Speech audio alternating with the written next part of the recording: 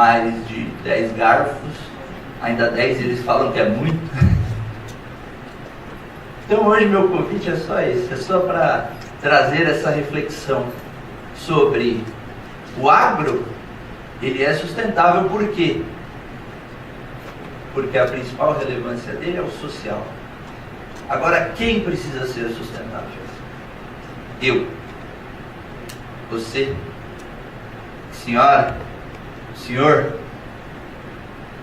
O agro está investindo em tecnologia, investindo em inovação, investindo em biotecnologia, produzindo cada dia mais em menos terra, preservando mais, utilizando menos defensivo, menos fertilizante. E eu? O que eu estou fazendo para diminuir meus danos ambientais? Usar tudo aquilo que eu aprendi, tudo aquilo que meus sócios aprenderam nas vidas pregressas, vamos chamar assim, por bem, ajudar as empresas a mover nessa agenda SG, da maneira super progressista. Não somos ativistas, quem quiser na empresa ser ativista, seja no seu momento de lazer, no seu momento pessoal, mas aqui é muito sério como que a gente ajuda as empresas, os municípios, os governos a evoluírem nessa agenda. Fiz alguns investimentos anjo, algumas startups, teve uma de compostagem, Pink Farms, que é uma fazenda vertical urbana, e trabalho muito, me dedico bastante no movimento do Pacto Global, no movimento Mais Água, minha equipe inclusive, meu head de agro, ele participa no movimento de agro sustentável, e nós administramos o Agnest. Daqui a pouco eu vou falar para vocês o que é o Agnest, então, por isso que eu estou aqui hoje, porque hoje eu faço parte do Agnest. Não estou aqui porque eu trabalhei com tabaco, não estou aqui também porque eu sou mineiro, né? Eu sei que Minas tem uma vocação para o agro, mas estou aqui por causa do Agnest, tá? Enfim, acho que quando a gente fala de uma economia de baixo carbono, a gente tem que lembrar o que aconteceu recentemente, né? Não estamos mais no momento de mudanças climáticas, sendo bem sincero. É emergência climática, é crise climática, porque os eventos estão acontecendo cada vez mais frequente e cada vez muito mais impactantes. Então, ninguém imaginava que podia acontecer com esse poder devastador que teve no Rio Grande do Sul, infelizmente, aqui pertinho da gente. Mas quem podia imaginar, em 2023 teve seca na Amazônia, gente. Um local que tem horário para chover todo dia, né? A gente se encontra depois da chuva. Teve granizo, inundações em Dubai, no meio do deserto. Então, assim, a coisa está bagunçada, está agitada, né? Ela está saindo do normal. Então, realmente a gente tem que fazer algo e todo mundo tem que fazer a sua parte. Não sei se vocês conhecem, se todos conhecem, mas todo ano o Fórum Econômico Mundial divulga os principais riscos, né, para a humanidade, para todos nós. E aqui eu gosto sempre de olhar lá para frente, né, os 10 primeiros anos, os 10 próximos anos. E sem entrar no detalhe de cada um, mas você vê que os top 4 são relacionados a temas ambientais. E tem relação com o agro. A gente está falando de eventos climáticos extremos, que a gente acabei de colocar algumas fotos ali. Isso está sendo previsto de acontecer cada vez mais e com mais frequência. Tá? Assim como perda de biodiversidade, isso afeta todo o equilíbrio, né, da natureza, na produção de alimentos inclusive, assim como mudança crítica nos sistemas da terra e cortes, né, redução dos recursos naturais. Então, assim, se a gente não enxergar isso e não olhar, não vou entrar no detalhe de todos os 10, mas de novo, é algo que a gente tem que fazer rápido, tem que fazer agora. Quando a gente fala de emissões de carbono, desculpa pelos números aí, mas eu sou engenheiro, lembra de formação? Então eu gosto de números.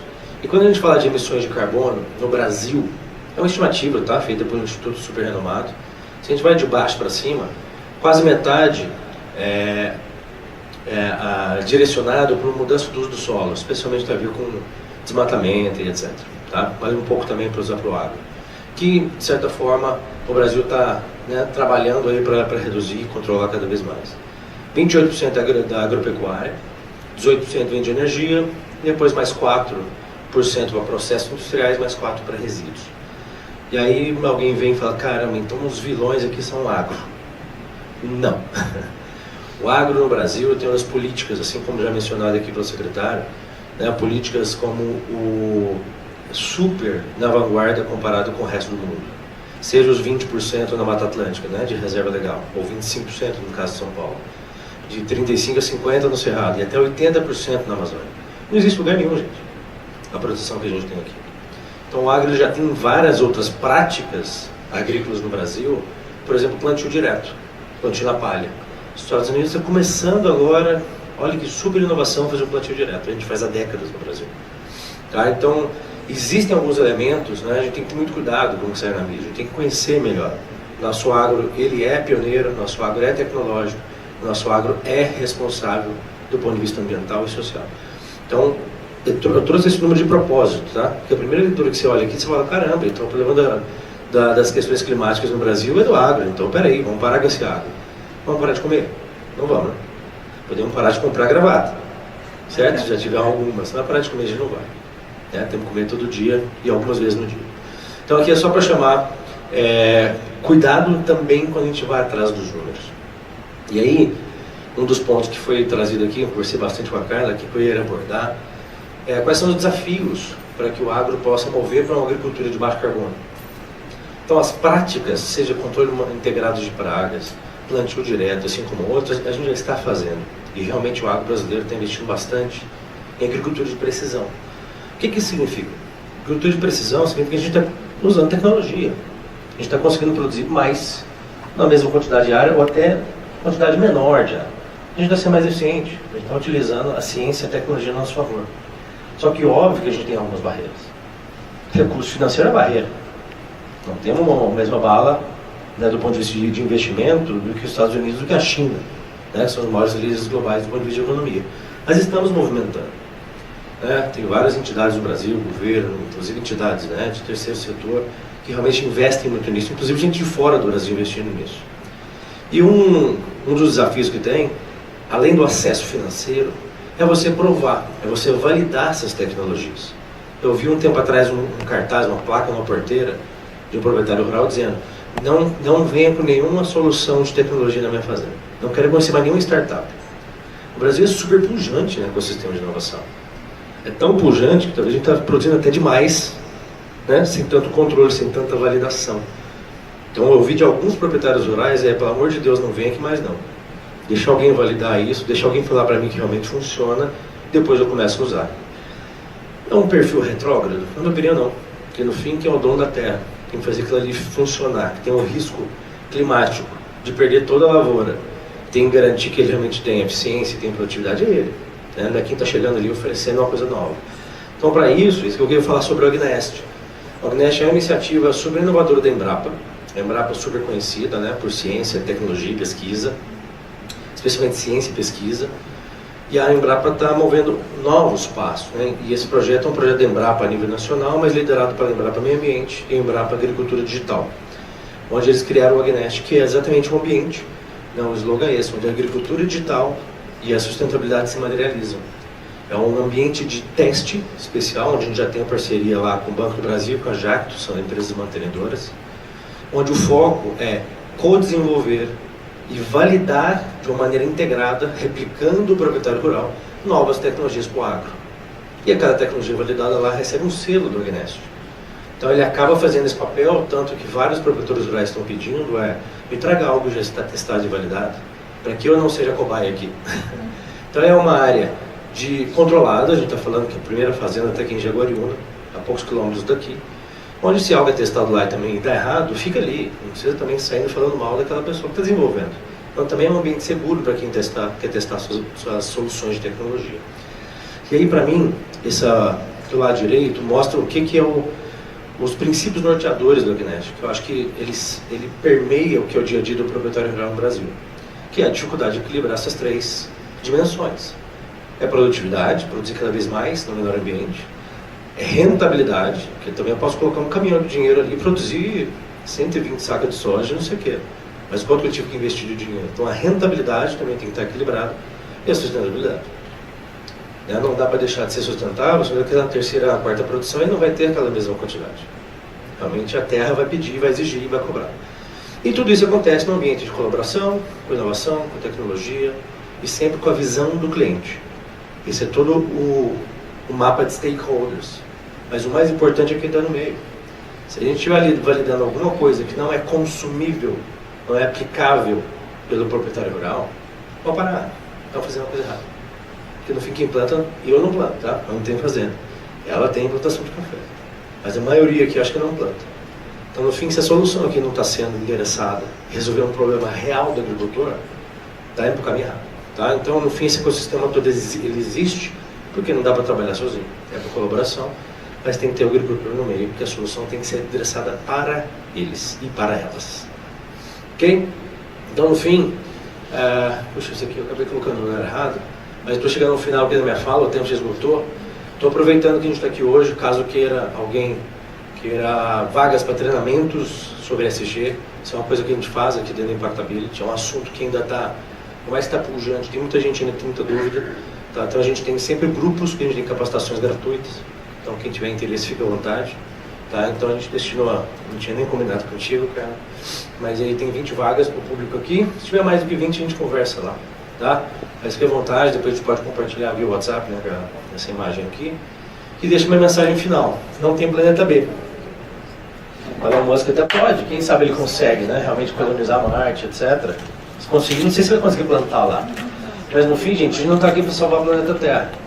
A gente está aqui para salvar a perpetuidade, para garantir a perpetuidade da humanidade no planeta Terra. Continuar comendo, continuar vivendo, continuar curtindo. E no fim das contas, a mensagem final é essa. Eu adoro essa mensagem do Barack Obama. Talvez realmente a gente é a primeira geração a sentir as consequências da mudança do clima. Mas também a gente é a última que pode fazer alguma coisa. Então, concordo com você. Cada um de nós aqui tem nosso papel. Não adianta eu jogar para a plateia. O governo tem que fazer. O empresário tem que fazer. A sociedade, todos nós fazemos parte. Né? Então, eu, por exemplo, composto meu lixo orgânico em casa. Recomendo vocês procurar uma alternativa. O resto de comida ele pode virar adubo. Ele não precisa ir para um aterro sanitário, ficar enterrado e gerar gás de efeito estufa. Então tem várias iniciativas, seja redução do consumo, como o nosso colega abordou aqui, mas também como que a gente vive, como a gente consome, como que a gente se translada. Né? Então é isso. Muito obrigado pela oportunidade, Maria e Carla. Tá? Deixo o espaço agora para a conclusão. É realmente impacto, né? Tudo que nós fazemos gera um impacto. Qual o impacto nós estamos gerando? E eu deixei propositalmente aqui o nosso Ricardo Nicodemos, presidente da BMRA, para que ele traga esse apanhado geral, né? Ele que visita demais fazendas, grandes eventos do agro e tem essa capilaridade aí em torno de tudo que envolve o nosso setor produtivo, a importância de nós fazermos, mudarmos e também comunicarmos isso, né, Ricardo? Seja bem-vindo. Eu sou Ricardo Nicodemos, sou um profissional de comunicação, minha formação é planejamento estratégico e atualmente eu ocupo a posição de presidente da Associação Brasileira de Marketing Rural e Agro, a BMRA. A BMRA ela tem 45 anos e focada em marketing e comunicação do setor. Somos a única associação que congrega todo o ecossistema do marketing. Então lá nós temos anunciantes, as indústrias, temos agências de propaganda e temos veículos de mídia. E por que isso é importante? Isso é importante porque nós temos a visão de todo o ecossistema que faz a comunicação do setor andar.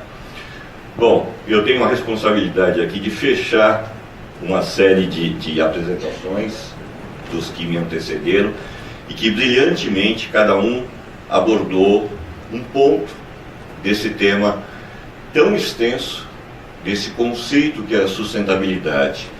Talvez se ficássemos aqui o dia inteiro a gente não conseguiria concluir ou explicar o que é sustentabilidade. Então eu vou tentar resumir ou sintetizar um pouco essa ideia numa visão um pouco de comunicação, botando isso numa visão de comunicação.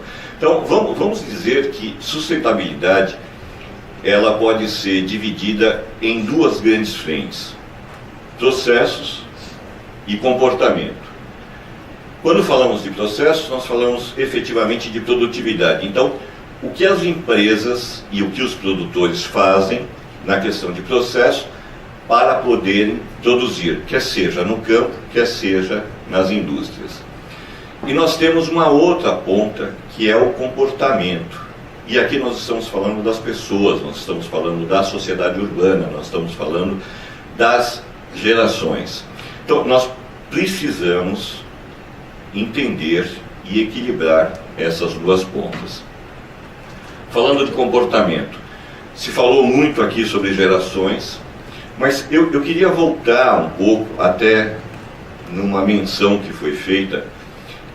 sobre a COP30. A COP30 vai acontecer em novembro, aqui no Brasil, mas ela foi pensada, ela foi originalizada lá na Rio 92, ou seja, o Brasil, ele sediou o pensamento da COP, e a gente está falando de 30 anos, isso aconteceu lá em 92, nós estamos falando de uma iniciativa que partiu do Brasil. Muito bem, e o que tem isso a ver? Isso tem a ver o seguinte, lá na década de 90, essa questão da sustentabilidade, ela era incipiente. Pouco se falava ou pouco se entendia da questão da sustentabilidade. Os anos foram passando e nós fomos avançando com isso. Mais recentemente, veio o conceito do ESG, que era, na verdade, a somatória de várias frentes. Então se organizou isso no conceito de ESG. Mas nós temos um grande desafio.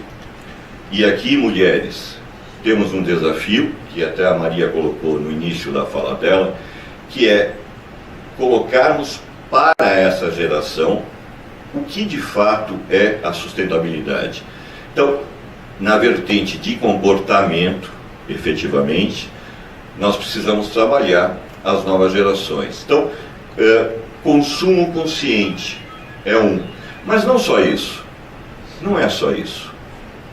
Nós vemos os jovens hoje se mobilizando, são jovens muitas vezes ativistas, mas será que há de fato a consciência do que é sustentabilidade? Porque a sustentabilidade eu começo a praticá-la dentro da minha casa. E será que os jovens estão preparados para isso? Eu não sei se vocês se lembram, mas há alguns anos nós tivemos um grande problema aqui em São Paulo sobre a questão do consumo de água. Nós ficamos sem água. E alguns bairros ficaram semanas sem água. E aí havia algumas orientações sobre como que nós economizamos a água no nosso dia a dia. E foi naquele momento que eu coloquei na minha casa um procedimento. Sempre que nós vamos ligar o chuveiro, até que venha a água quente, a minha água, na minha casa, no meu apartamento, é a gás. Então, até que chegue a água quente, aquela água vai derramando. Então, nós colocamos lá um balde. E isso faz alguns anos. A nossa secretária, que vem a cada duas vezes por semana, ela não entendia isso. O porquê que tinha aquele balde debaixo do chuveiro, ali no banheiro. E aí nós explicamos a ela o porquê daquele balde. A Iramar, o nome dela, ela implementou isso na casa dela. E nós soubemos recentemente que a filha dela, que casou, está implementando na casa dela. Puxa, mas isso é importante? Isso é importante. Porque cada atitude conta. Então, eu estou fazendo isso sobre a casa, o meu colega está preservando o meio ambiente, fazendo lá a compostagem, o meu outro colega está disseminando a questão das práticas do ESG, e com isso a gente vai mudando o comportamento, com isso nós vamos dando exemplos, ok? Então, isso é comportamento. E a questão dos processos? Bom, eu estou falando num painel que fala sobre o agro. Nós avançamos muito. Se nós recordarmos, há 50 anos, o Brasil não produzia o suficiente para alimentar a sua nação. E nos últimos 50 anos, nós fizemos uma virada. Hoje somos líderes em diversas culturas. Soja, milho, café. Aliás, vou abrir só um parênteses, pequeno parênteses, para complementar a fala da Maricelma. Ela falou a respeito das dificuldades que se tem com o plantio do café. Mas, Maricelma, eu acho que é importante falar o seguinte: vocês têm ideia de quanto tempo demora entre plantar e fazer a primeira colheita? Alguém aqui sabe? São 3 anos, pessoal. para você plantar e colher. Só isso já seria suficiente para que a gente pudesse admirar os produtores. Mas eu quero dividir um outro dado com vocês, um dado importante. A BMRA ela faz uma pesquisa chamada Hábitos do Produtor Rural, e ela faz há 40 anos. Ela vai em loco, em mais de 3 mil fazendas no Brasil inteiro, e fica 2 horas e meia com esses produtores. E a última pesquisa, a 8ª pesquisa, ela teve um bloco sobre sustentabilidade.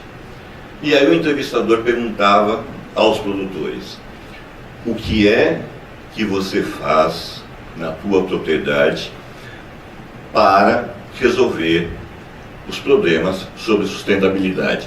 E aí eles listaram uma série de atividades. Mas eu acho que a pergunta principal desse bloco foi: você tem preocupação com sustentabilidade e você toma alguma atitude para resolver os problemas que a tua propriedade causa com o meio ambiente? Vocês têm ideia de qual foi o número de respostas sim? 83%. 83% dos produtores rurais se preocupam com o meio ambiente e tomam atitudes e fazem atividades para amenizar os impactos no meio ambiente. Significa dizer o seguinte: se eu pegar uma sala e colocar 10 pessoas, 8 dessas pessoas, 8 desses produtores, se preocupam e cuidam do meio ambiente. Isso significa um avanço fantástico. E vem ao encontro do que os colegas disseram, que as leis no Brasil são muito rígidas, mas o principal disso é que o produtor hoje ele é consciente. E nós precisamos contar essa história para a população brasileira, porque nem todo mundo sabe desse comportamento do produtor. Nem todo mundo sabe que para tomar uma xícara de café, antes a Maricelma ficou 3 anos plantando, cuidando, enfim. E o que eu gostaria de colocar a vocês é que se há um setor que é sustentável e que está avançando, porque é um setor que está em evolução, e todo setor em evolução erra. Mas eu posso garantir a vocês, até porque nós estamos no dia a dia dos produtores, que a grande intenção do agro brasileiro é se tornar, além de um dos líderes mundiais, um agro sustentável, um exemplo para todo mundo. Agradeço a oportunidade e nos colocamos aí à disposição para falarmos um pouco mais. De conteúdo somente com a fala dos senhores, porque realmente foi muito agregador, né? Nós vemos o quanto nós podemos, aí temos na mão essa oportunidade, nossa geração, né? E lembrei-me de alguns dados, né, que mostram aí que os senhores têm muito acesso a isso também, o que diz a ONU em relação ao nosso crescimento populacional e em relação ao desafio que nós temos de aumentar a produção de alimentos, né? E aí está o grande desafio que nós temos também. Hoje nós temos aí em torno de 8 bilhões de pessoas no mundo, mas em 2050 seremos 9,7 bilhões. Para isso nós teremos de aumentar a nossa produção de alimentos em torno de 60%. Então olha o grande desafio que nós temos e que bom que nós estamos enxergando, né, a necessidade de termos essas práticas sustentáveis. Então, eu gostaria de passar, né, uma fala final para cada um de vocês, mencionando sobre o quanto que unidos nós devemos, né, e podemos fazer mais. Então, acho que todos aqui entendendo o DSG, mas representando cada um segmento, né, seja no setor do governo, né, as políticas públicas, o que pode contribuir, né, como associação, de que forma que a gente pode, juntamente com as políticas públicas, contribuir, e junto com a federação, e juntamente com os produtores rurais. Então, eu queria, nessa última rodada aqui, uma fala de aproximadamente aí 2 minutos para cada um, né, por conta do nosso tempo aqui, que o relógio também não contribui tanto com a gente, mas para a gente poder juntar, né, tudo isso que foi dito e o quanto que o que cada um vem sendo feito pode ser potencializado com ações, né, envolvendo produtores, envolvendo federação, envolvendo associações, envolvendo o poder público. Tá? Então eu gostaria de passar mais uma vez a palavra para a FAESP. Rede sindical, seus mais de 220 sindicatos rurais espalhados em todo o estado de São Paulo, São 322 extensões de base, ou seja, nós temos uma capilaridade muito grande. E a nossa missão, sim, é trabalhar pelo produtor rural, pela produtividade, mas também pela sustentabilidade, através dos nossos cursos do Senar, que leva essa capacitação aos nossos produtores rurais, familiares, trabalhadores. Eu esqueci de falar, quando estava ali, sobre também a nossa ATIG, que é um programa de assistência técnica e gerencial, que leva uma assistência de excelência aos produtores. Então, o nosso trabalho sério, o nosso trabalho firme, capitaneado aqui pelo nosso presidente, Dr. Tirso Meireles, é trabalhar, levar ao produtor rural essa melhor qualidade de vida. E a qualidade de vida, sim, está atrelada ao meio ambiente. Os nossos produtores rurais, os nossos trabalhadores trabalham, sim, voltados ao meio ambiente.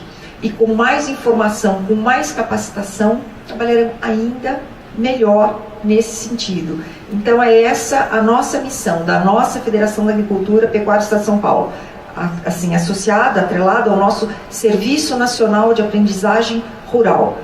E nossos 220 sindicatos, formamos o sistema FAESP-Senar Sindicatos Rurais, junto com a nossa Comissão Semeadoras do Agro. Estamos firmes, unidos com nossas entidades parceiras, com entidades de governo, para trabalhar por um mundo sustentável, um mundo melhor, mais justo, mais igualitário e, acima de tudo, mais saudável para todos nós. Muito obrigada. Por vários motivos, indústrias como essa, ou elas já morreram, ou elas estão morrendo, ou elas estão tendo que se reinventar. E aprendendo muito com o ecossistema de inovação. O ecossistema de inovação, ele trabalha, né, hubs de startups, etc. Eles trabalham e compartilham suas ideias. É co-work, eles compartilham não só espaço, mas suas ideias. Sem medo de que alguém vai roubar a tua ideia. Porque a diferença não está na ideia.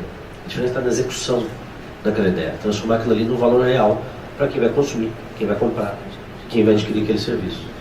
Então, o modelo de colaboração é um modelo que já é muito natural para quem trabalha com sustentabilidade. Porque a gente sabe que não tem como fazer, tudo tem que ser feito sozinho. Então, para mim não existe outra forma não ser dessa forma, porque no fim tem muita coisa emergente, tem muita coisa urgente. Então, vocês viram um dos slides que eu coloquei, o ecossistema nosso de inovação para o agro, ele tem governo, ele tem terceiro setor, ele tem academia, tem iniciativa privada, tem empresa gigante, tem empresa que está nascendo. Então, é um ambiente onde você aproveita essa mistura toda de cultura, essa mistura toda de visão de mundo, porque o futuro vai nos cobrar, eu concordo, e vai cobrar de decisões que a gente toma hoje. Né? E essas decisões elas têm que ser coletivas. Né? Cada vez mais também eu vejo que os governantes eles estão abrindo mais para que a população também possa participar dessas discussões. Então é isso, não tem outra forma a não ser colaborando. É assim que a gente vai realmente deixar um futuro melhor aí para as próximas gerações. Então, em termos eu sempre estou fazendo esse alerta aqui, e eu estou indo em todas as cidades, conversando com os prefeitos, justamente por vários motivos, desenvolvimento econômico, mas também nessa visão que a gente vai ter que abrir uma linha de pensamento bastante diferente para o público feminino, como a gente vai ter que abrir para os jovens, que é outro grande gargalo que nós estamos. O Brasil hoje tem 4 em 5 jovens que não estudam e não trabalham, são 25 milhões, com uma população de 200 milhões, são mais de 10%. São Paulo tem 3 milhões e 125. Então é outra preocupação que a gente tem bastante. E a outra ponta que a gente está discutindo muito também é a questão dos auxílios, tipo Bolsa Família, ou qualquer assistencialismo. Eu não sou contra, tá? Eu sou um cara extremamente a favor. O que eu sou contra é não ter a válvula de saída. Isso eu acho que é um dos maiores erros que nós estamos cometendo. Se você olhar o modelo da Malásia ou da Índia, você precisa ter uma válvula de saída. Porque é injusto você condenar as pessoas a serem miseráveis o resto da vida. Se você não dá a válvula de saída, eu não sairia. Eu também não sairia. Então, é uma questão que eu acho que a gente tem que ter uma atenção muito especial a isso, como que a gente vai fazer essa transição, como a gente faz. O governador deve lançar para ele, junto com a primeira-dama, um programa muito forte nos próximos 2 meses. É o máximo de spoiler que eu posso dar. Não posso dar mais spoiler do que esse.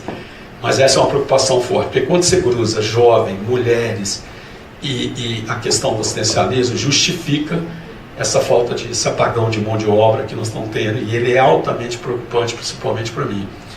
Nós tínhamos como meta trazer 400 bi para São Paulo em 4 anos, até ontem a gente tinha 485, 200 e pouco, 250 já entraram, mas tem 235 para entrar. E aí começa o gargalo nosso. Não tem mão de obra. Então, é um assunto que a gente precisa tratar muito fortemente com visão de sociedade, não é uma visão simplesmente pública, é empresarial. Eu sou empresário, então eu falo que nós temos que começar a questionar bastante esses dois triângulos que vai mexer. E a sustentabilidade, ela encaixa nisso, né? Eu não tenho muita preocupação justo com a linha que nós estamos indo. Eu tenho preocupações pontuais dentro da sustentabilidade de São Paulo. Por exemplo, a matriz energética eu não me preocupo, porque a gente tem 60% da nossa matriz de São Paulo é limpa. O nosso gargalo em São Paulo é diversificar a matriz por falta de energia mesmo. Porque você está crescendo demais, você começa a ter problema de energética, de distribuição principalmente. Nesses 385 bi, tem 90 bi que é data center. Data center consome energia demais. Então eu tenho um problema, às vezes nem é muito da geração, na transmissão começa a ter problema. Então é uma coisa que nós vamos ter que olhar, e para isso a gente está apostando em diversificação da matriz energética nossa. Nós estamos apostando em fotovoltaica, nós estamos apostando em energia de espelho d'água, nós estamos apostando fortemente na utilização de gás metano no resíduo, como dentro da cadeia do cana-de-açúcar, o biogás e o hidrogênio. Para mim não existe nada mais limpo para a substituição da gasolina do que propriamente o hidrogênio.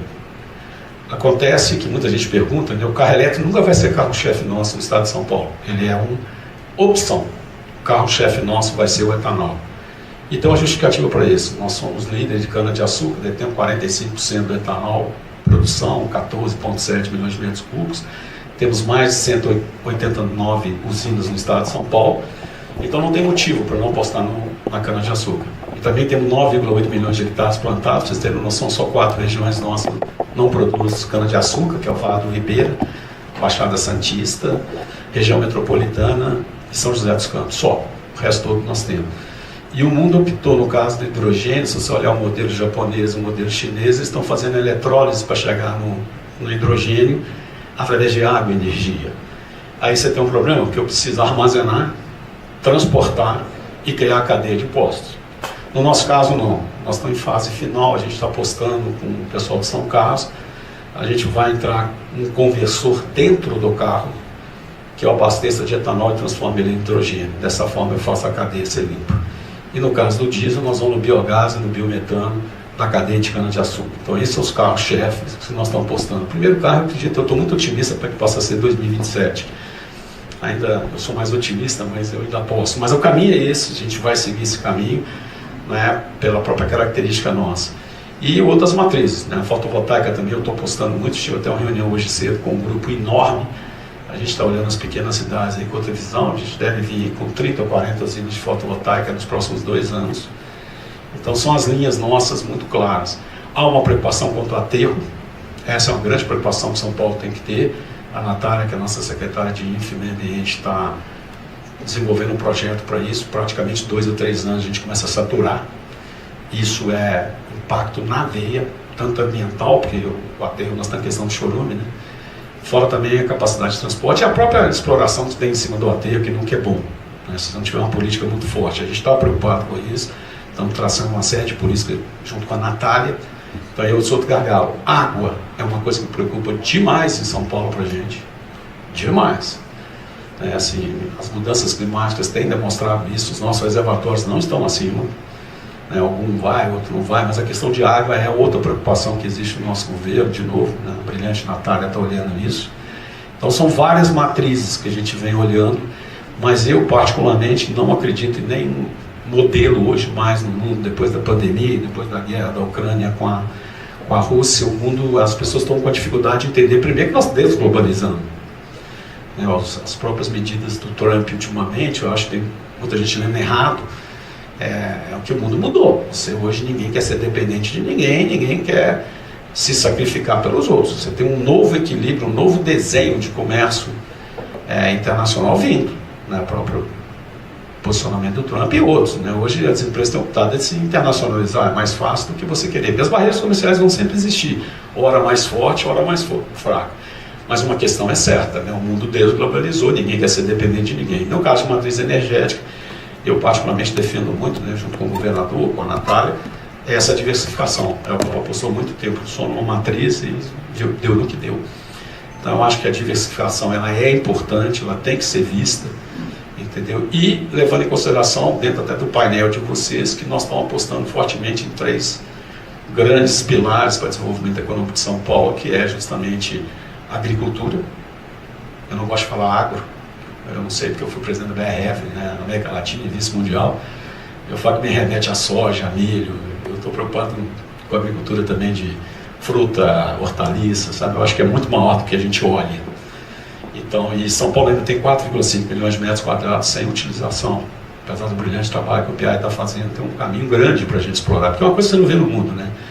É difícil você achar um país desenvolvido que tenha tanta área ociosa como nós temos. Isso aqui é meio maluco, né? E não tem motivo, né? Até porque São Paulo detém 47% do consumo do Brasil. A gente precisa entender isso. A gente é 30% do PIB, 22% da população. Nosso PIB, eu falei, é 3.250 tri. O segundo lugar, que é o Rio, se não me engano, é 1.150 e Minas vem com 1. Então isso tem um tamanho representativo, né? 20ª melhor logística do mundo, o que faz que você consiga fazer um desenho muito mais independente do que você precisa necessariamente ter aquela preocupação total. A cada R$100 que a gente manda para Brasília volta 10, não é ruim, não, pode ser, obrigado. Vai voltar 10, deixa eu ver se ele fica em pé aqui, fica. Se eu não cair aqui eu tomo um banho. E, então, assim, é justo, né, assim, na questão federativa, mas é importante entender isso, a cada 100 a gente recebe 10. Então a gente está avançando muito nessa cadeia e a sustentabilidade ela passa a ser extremamente importante, que é uma política do nosso governo, podem ter certeza disso, mas com um olhar também no social e um olhar no desenvolvimento econômico. As características da região. São Paulo, nesses 3.250 ele tem uma característica, 81% dele está em 4 regiões, isso nos preocupa bastante. Você tem 50% da região metropolitana, 20,2% é Campinas, 5,8% é São José dos Campos, 5,1% é Sorocaba, isso dá 81% dessa riqueza. Então você começa a ficar preocupado quando você olha Vale do Ribeira 0,45%, você olha Barreto 0,9%, Itapeva 0,8%, entendeu? Você começa a ficar preocupado. 1,99% é Bauru, então você começa a ver que você vai ter que remanejar. Isso está acontecendo porque desses 485 bi que entra, ele atinge mais de 199 cidades, então a gente está conseguindo pulverizar. E na questão de sustentabilidade, nós não podemos tirar as pessoas, né? Eu falo sustentabilidade, o meio ambiente ele tem que estar envolvido pessoas. Se a gente continuar pensando num modelo mais europeu, nós temos que também separar o que é interesse econômico e interesse não econômico, né? Tem que tomar cuidado da gente não avançar mais do que é necessário por outros motivos que os países criam. Que hoje, para criar barreira, eu posso criar de várias formas, e o mundo é assim. Teve uma época que falava, se você não tiver ISO 9000, você não vende, você não vai vender para o exterior. E todo mundo foi para ISO 9000 e isso não foi verdade nunca, né? Eu até brinco que nas empresas que eu era presidente, os manuais sempre eram branco, marrom por fora e branco por dentro. Você abre uma vez por ano para poder pegar a certificação, né? Então, eu tenho muito medo só de não misturar isso. Nós temos que sempre estar lembrando que a sustentabilidade no meio ambiente está ligada a pessoas e desenvolvimento econômico. Eu tenho que estar cruzando essa barreira. Eu até brinco muito porque eu tive a oportunidade de trabalhar na Vale, né? Você fala, ninguém fala de Carajás no mundo, que é uma mina extremamente sustentável, mas ninguém fala, e está no meio da Amazônia, e a mina é altamente impactante. Mas então é possível olhar isso com um olhar bastante preocupado com as pessoas. E nesse desenvolvimento econômico, a gente precisa entender também que São Paulo tem, como eu falei com vocês, 44 milhões de pessoas, mas 38 milhões de pessoas moram em 142 municípios acima de 50 mil. Então eu tenho 8 milhões de pessoas que moram em 503 municípios abaixo de 50 mil. Entre 50 mil e 20 mil são 117, abaixo de 20 mil são 386, sendo que dentro desses 386 eu tenho 115 municípios abaixo de 5 mil. Fazer o quê? Abandoná-los? Não pode, gente, não é a nossa política. Então, e essas cidades menores, normalmente as variáveis dela vai estar na agricultura, turismo, que são os pilares nossos, indústria, muito mais pequenas e médias. Nenhuma grande empresa vai para uma cidade de 5 mil habitantes, esqueçam. Eu sou sócio de investimento, fundo de investimento fora do Brasil, em Singapura, e a gente olha isso de manhã, de tarde, de noite, olhava, né? Porque agora estou no governo, não pode olhar nada. Então, afasta completamente. Mas é óbvio que nós temos uma preocupação. Como eu falei com vocês, as 3 grandes alavancas nossas, até do painel de vocês, é turismo, é agricultura, principalmente para cidades abaixo de 20 mil, Nós temos uma característica bastante importante em relação aos outros estados brasileiros, porque nós temos 49 milhões de pessoas que rotam em turismo por ano no estado de São Paulo para 44. Significa que a pessoa viaja mais de uma vez. Nenhum estado brasileiro tem isso. Né? Porque se a gente depender do turismo externo, isso talvez seja um dos grandes revolta minha com o Brasil, porque eu não consigo entender como que a gente recebe 6,6 milhões de visitantes e comemora. E olha isso, a gente comemora. Então, se olha, a República Dominicana faz 9,5 com 2 praias, o México faz 45 milhões, sem contar a França e a Espanha, que estão acima de 80. Então, você pergunta para mim assim, por que nós não temos? O Brasil só não tem vulcão e esporte de neve. O resto, o Brasil tem tudo. Então, não dava para ter esse número. Em São Paulo, a gente tem feito um trabalho muito forte, até com o Lucena, que é outro secretário que está fazendo um trabalho brilhante, que é o desenvolvimento da cadeia de turismo. Quando nós chegamos, o turismo era 200 e pouco bi, hoje ele está batendo na casa dos 350, deve passar 10% do nosso PIB. A gente vem muito forte nessa área, a gente está fazendo um trabalho de captação de hotéis, criamos uma rota do vinho, que são com 267 vinícolas. Amanhã vocês estão convidados, quem quiser ir. A gente lança no Palácio a Rota do Café, que atinge 41 cidades, na cadeia que a gente está desenvolvendo. Então, existe uma preocupação muito forte com o desenvolvimento econômico, mantendo a característica da sustentabilidade. Por isso que eu defendo cadeia econômica. Eu não sou um cara muito defensor de commodities. Né? A gente sabe que o Brasil vai alimentar o mundo, isso não tem dúvida, até porque é o único país do mundo com 2 safras e tem lugares já desenvolvendo a 3ª safra. Então, mas eu não gosto muito de commodities, eu sou a favor de você ter outras variáveis fora do commodities. Eu digo que o preço internacional daquele produto cair, você quebra, ou você sofre pra caramba. Então, a cadeia do café é a mesma coisa, a gente está olhando a cadeia, hoje a gente é terceiro no Brasil, né? A gente perde para Minas e para o Espírito Santo, mas a gente vem com uma pegada bastante forte. Quando a gente fala em cadeia, eu quero fazer brand, eu quero fazer cápsula, eu quero fazer a cadeia como um todo. Vale para qualquer produto hoje em São Paulo, a gente está desenvolvendo isso. Né? E o agro nosso é forte, eu acho que ele tem uma característica, quase 30% do nosso PIB, e também ele tem condição de ser sustentável, não tem um problema. A gente tem um problema do Tietê, que é um assunto que alguém me perguntou quando eu estava chegando. Realmente o Tietê é um problema, mas o Tietê vai se resolver, que o principal impacto do Tietê ainda é esgoto. A Sabesp não atinge os 645 municípios que nós privatizamos, mas até 2029 você tem todo o investimento para colocar. As pessoas esquecem que a gente tem um marco de saneamento que te obriga o gestor público a resolver essa questão, se não me engano, até 2030, eu tenho dúvida. Eu participei desse marco, mas eu não tenho dúvida. Mas vai chegar a hora. Isso aí pode ser responsabilidade, inclusive, civil, né, criminal. Então, nós temos alguns municípios que ainda não aderiram ao plano de universalização, então isso sofre muito o Tietê. Foi uma pergunta que me fizeram aqui.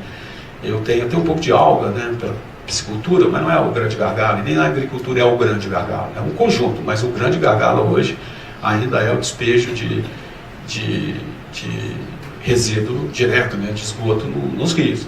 Tem cidades que descarregam 90%, gente. Então, assim, é um negócio a se preocupar, porque a gente aposta muito na cadeia também do fluvial do estado de São Paulo, tanto na hidrovia, que pega do Tietê para cima, como também com o desenvolvimento econômico, na questão de piscicultura, na questão de lazer. Você não tem um rio no mundo, ou uma lagoa no mundo que não é usada como lazer. Você nunca vai achar. Se alguém achar, pode até me mostrar. Eu vou ficar feliz de ver. Eu falo de país desenvolvido e subdesenvolvido, né? Em desenvolvimento, não sub. Então é outra cadeia que a gente aposta muito, e isso tudo dentro de uma visão de sustentabilidade. Então hoje os projetos têm que ser um pouco mais inteligentes. Nós estamos lançando agora a Cidade Inteligente, é outro projeto que eu acredito muito, não no conceito de cidade inteligente para sustentabilidade, porque é muito difícil você pegar uma cidade muito antiga e transformá-la totalmente em cidade inteligente. E quando você fala de cidade inteligente, tem várias vertentes, tem 50 itens que você pode olhar. Mas eu acredito muito em bairro e empreendimentos. Essa é a grande aposta que nós estamos fazendo, os bancos estão comigo. Eu estou até financiando bastante coisa em relação a isso, bastante agressivo até, porque eu acredito que aí é outro ponto de sustentabilidade que você corrige muito. Tem muito espaço para São Paulo. São Paulo é um estado rico, para quem não é daqui. Também quando a gente chegou a nossa renda per capita estava na casa de 2,148, agora a gente está batendo 2,662, ou seja, o plano está andando. Mas sempre com aquela visão muito forte de garantir a sustentabilidade, mas olhando as cidades. Eu sou municipalista por natureza, eu não acredito em cidade grande, né? Eu morei em Nova York, morei em Tóquio, morei em Estocolmo, eu não sou muito em Buenos Aires, Eu começo bem e termino mal, né? É Deus também, não é na minha carreira. Mas eu acredito muito em manter as pessoas onde elas estão. Eu acho que a vantagem de uma cidade muito grande, nós sabemos os problemas que ela tem. Mobilidade, segurança e outras coisas.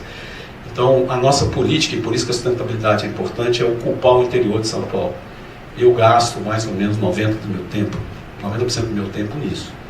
Por isso que eu fui em 358. Está difícil chegar a 655, mas eu chego. Mas é isso que a gente está fazendo, é entender a cidade, desenhar a cidade, ver toda a questão de sustentabilidade e dentro dessa sustentabilidade achar solução. Como eu disse a você, o Vale do Ribeiro, nós vamos apostar fortemente no ecoturismo e no turismo, que ele é muito mais sustentável. E na cadeia econômica, principalmente palmito, banana, cacau e mexerica, que é outra coisa também que a gente está direcionando. A gente tem que direcionar a produção cruzando os impactos ambientais daquela produção, cruzando o bem social. Não adianta você sair plantando o que você quer, que não funciona, gente. Isso aí em cadeia econômica, em lugar nenhum do mundo eu vi dar certo. Não acho que a gente seria o primeiro, entendeu? Então a gente também está hoje muito com orientação econômica nas produções. Entendeu? Onde que é bom, por exemplo, a gente está montando um circuito de hortaliça, passando por Ibiúna, você pega mais ou menos 100 quilômetros. Nós estamos desenvolvendo produtos, o cacau ele vai ser Vale do Ribeiro, um pouco acima de Santa Rita, de São José do Rio Preto, região de amendoim, a gente está bem certo de onde a gente está plantando, laranja já é conhecido, café atinge 41 cidades, sai do Alto da Mogiana, vai até Garça. Então nós estamos muito convictos desse desenvolvimento de cadeia, de ocupação de espaço, óbvio, com toda a preocupação dentro da sustentabilidade. Mas, por outro lado, também você tem a eliminar a pobreza. Hoje, a nossa pobreza, desse plano que eu falei, a gente tem hoje mais ou menos 60%, 70% da pobreza de São Paulo está em 47 cidades, gente. É incrível, né? Nós temos 645. Mas a maior parte dela concentra-se hoje em 47 cidades. Também a gente está focando muito isso que a gente tem que fazer. Então, o ponto principal, eu fico feliz que tenha tantas mulheres discutindo isso, até porque vocês são 52,1% do estado de São Paulo, dentro da linha que eu falei com vocês. Então, eu acho que poderia falar aqui, vocês também têm um painel que fala de saúde, a gente está preocupado. A nossa questão de saúde, inclusive, foi muito mal debatida quando o governador quis mexer, porque você tem uma quantidade obrigatória para a educação e uma quantidade obrigatória para a saúde. A questão que nós estamos esquecendo, que é outra preocupação que nós estamos, tanto que a primeira-dama vai lançar em agosto agora os 60+. Essa é uma outra preocupação que fala-se que não é sustentabilidade, mas se esquece que dentro da saúde a sustentabilidade vem da sua capacidade de gerar oportunidade, de fazer o atendimento. A nossa transição demográfica no estado de São Paulo está 2,04. Então, quando eu olho o mundo, você vê agora que a China abriu para ter mais filhos, a Escandinávia já vem desde 95 com problemas, entendeu?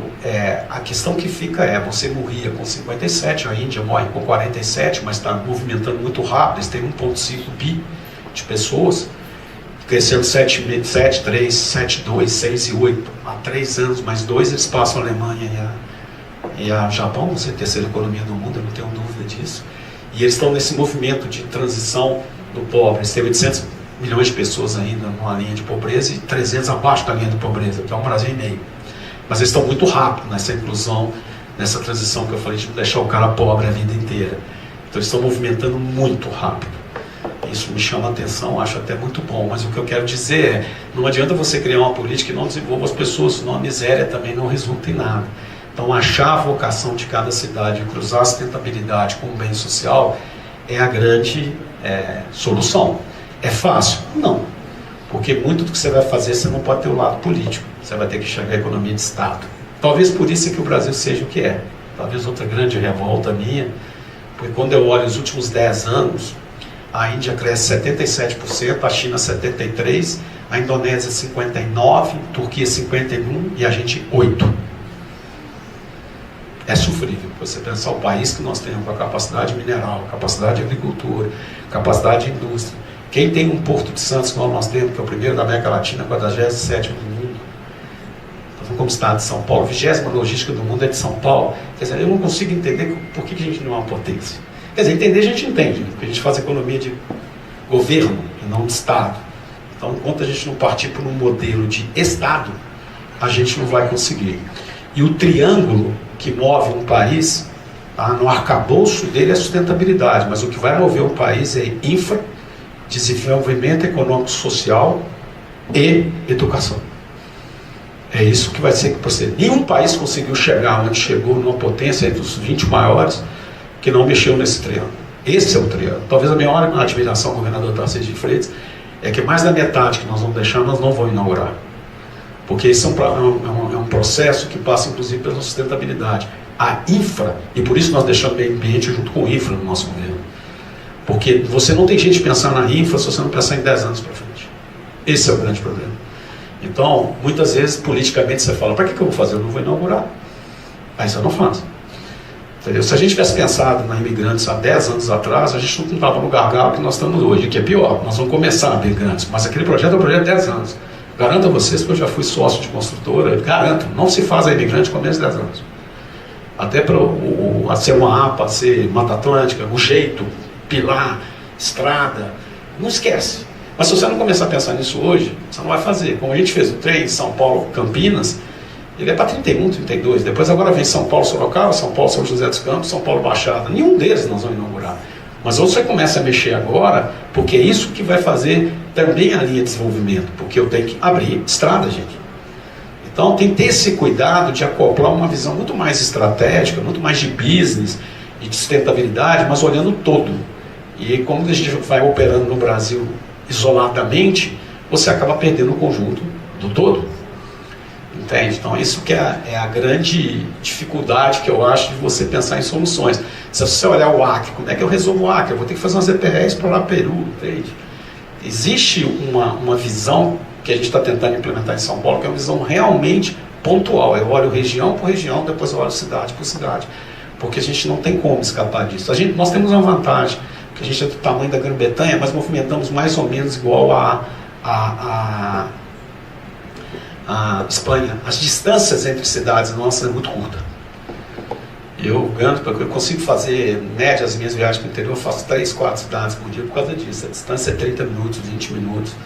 Entende? Então você consegue cruzar um desenvolvimento econômico utilizando a vocação de cada uma delas, permanecendo na sua visão de sustentabilidade, permanecendo na sua visão de meio ambiente. E na saúde que eu estava falando com vocês, essa transição é importante. A gente precisa começar a pensar nisso. Porque se nós vivíamos no Brasil, era 57, depois foi 60 e poucos, a última medição é 77 e eu estou postando que nós vamos 81 muito rápido, ou seja, a média de vida é 81. Se eu paro com 65, tem 16 anos de diferença para o sistema de saúde.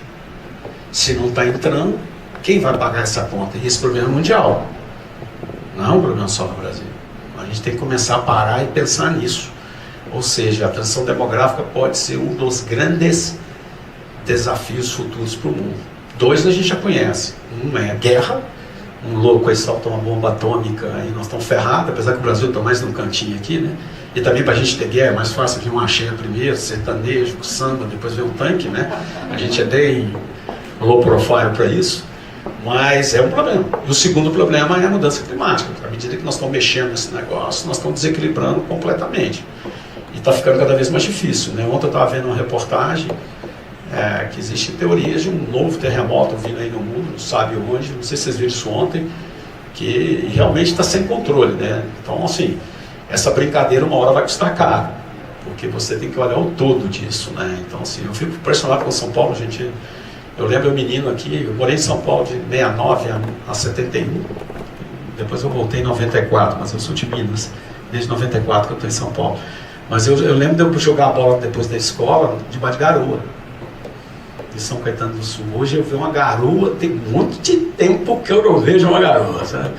Então, assim, a mudança climática é outra, e a terceira é a transição demográfica. Tem que entrar na conversa nossa, ele pode ser um diferencial muito grande. Por isso que a gente mexeu um pouco da educação e saúde, que eu estou com problema de entrada, 4 e 5 no estudo, mas estou com problema de saúde.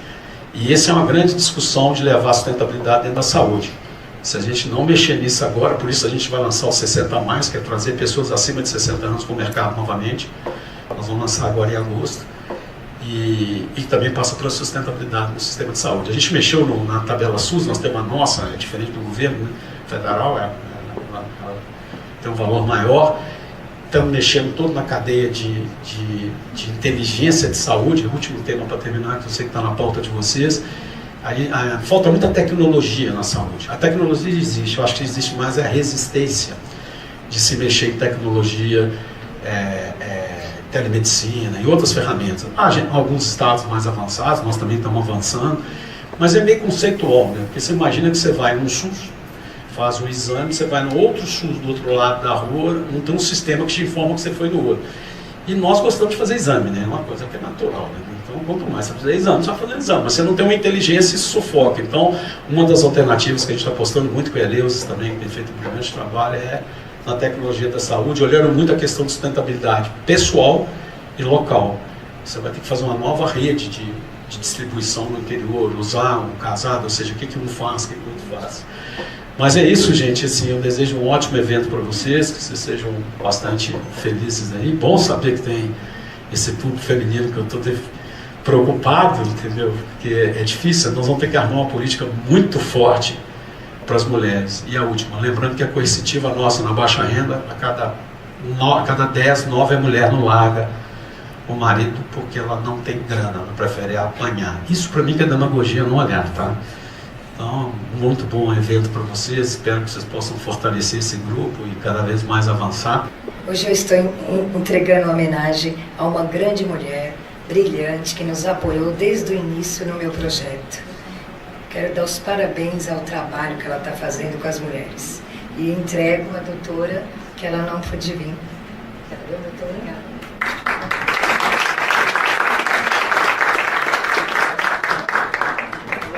Muito bem, nós daremos sequência aqui no... por favor. Claro, por favor.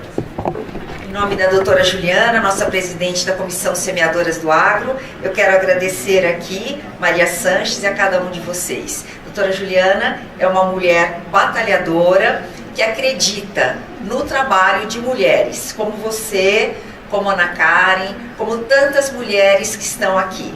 Muito obrigada.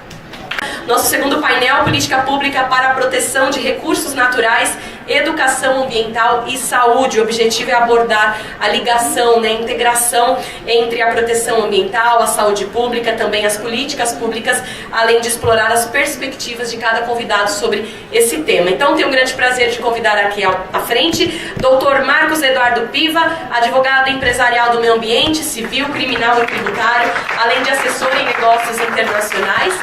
Dr. Leandro Faustino, médico cirurgião, é membro titular da Sociedade Brasileira de Cirurgia Plástica e fundador do Instituto. E que de fato a gente tenha alfabetização no país. E que isso resgate capacidade do aluno em ser integral do ponto de vista emocional, do ponto de vista intelectual, para que ele se torne um sujeito capaz de transformar a sociedade. Essa busca da sustentabilidade, ela se faz com essa estrutura educacional, que está dentro da família, que tem o papel da mãe. Eu sou avô nessa história, né? Eu brinco lá que me finjo de mãe ali, mas na verdade eu estou na fase já de avô.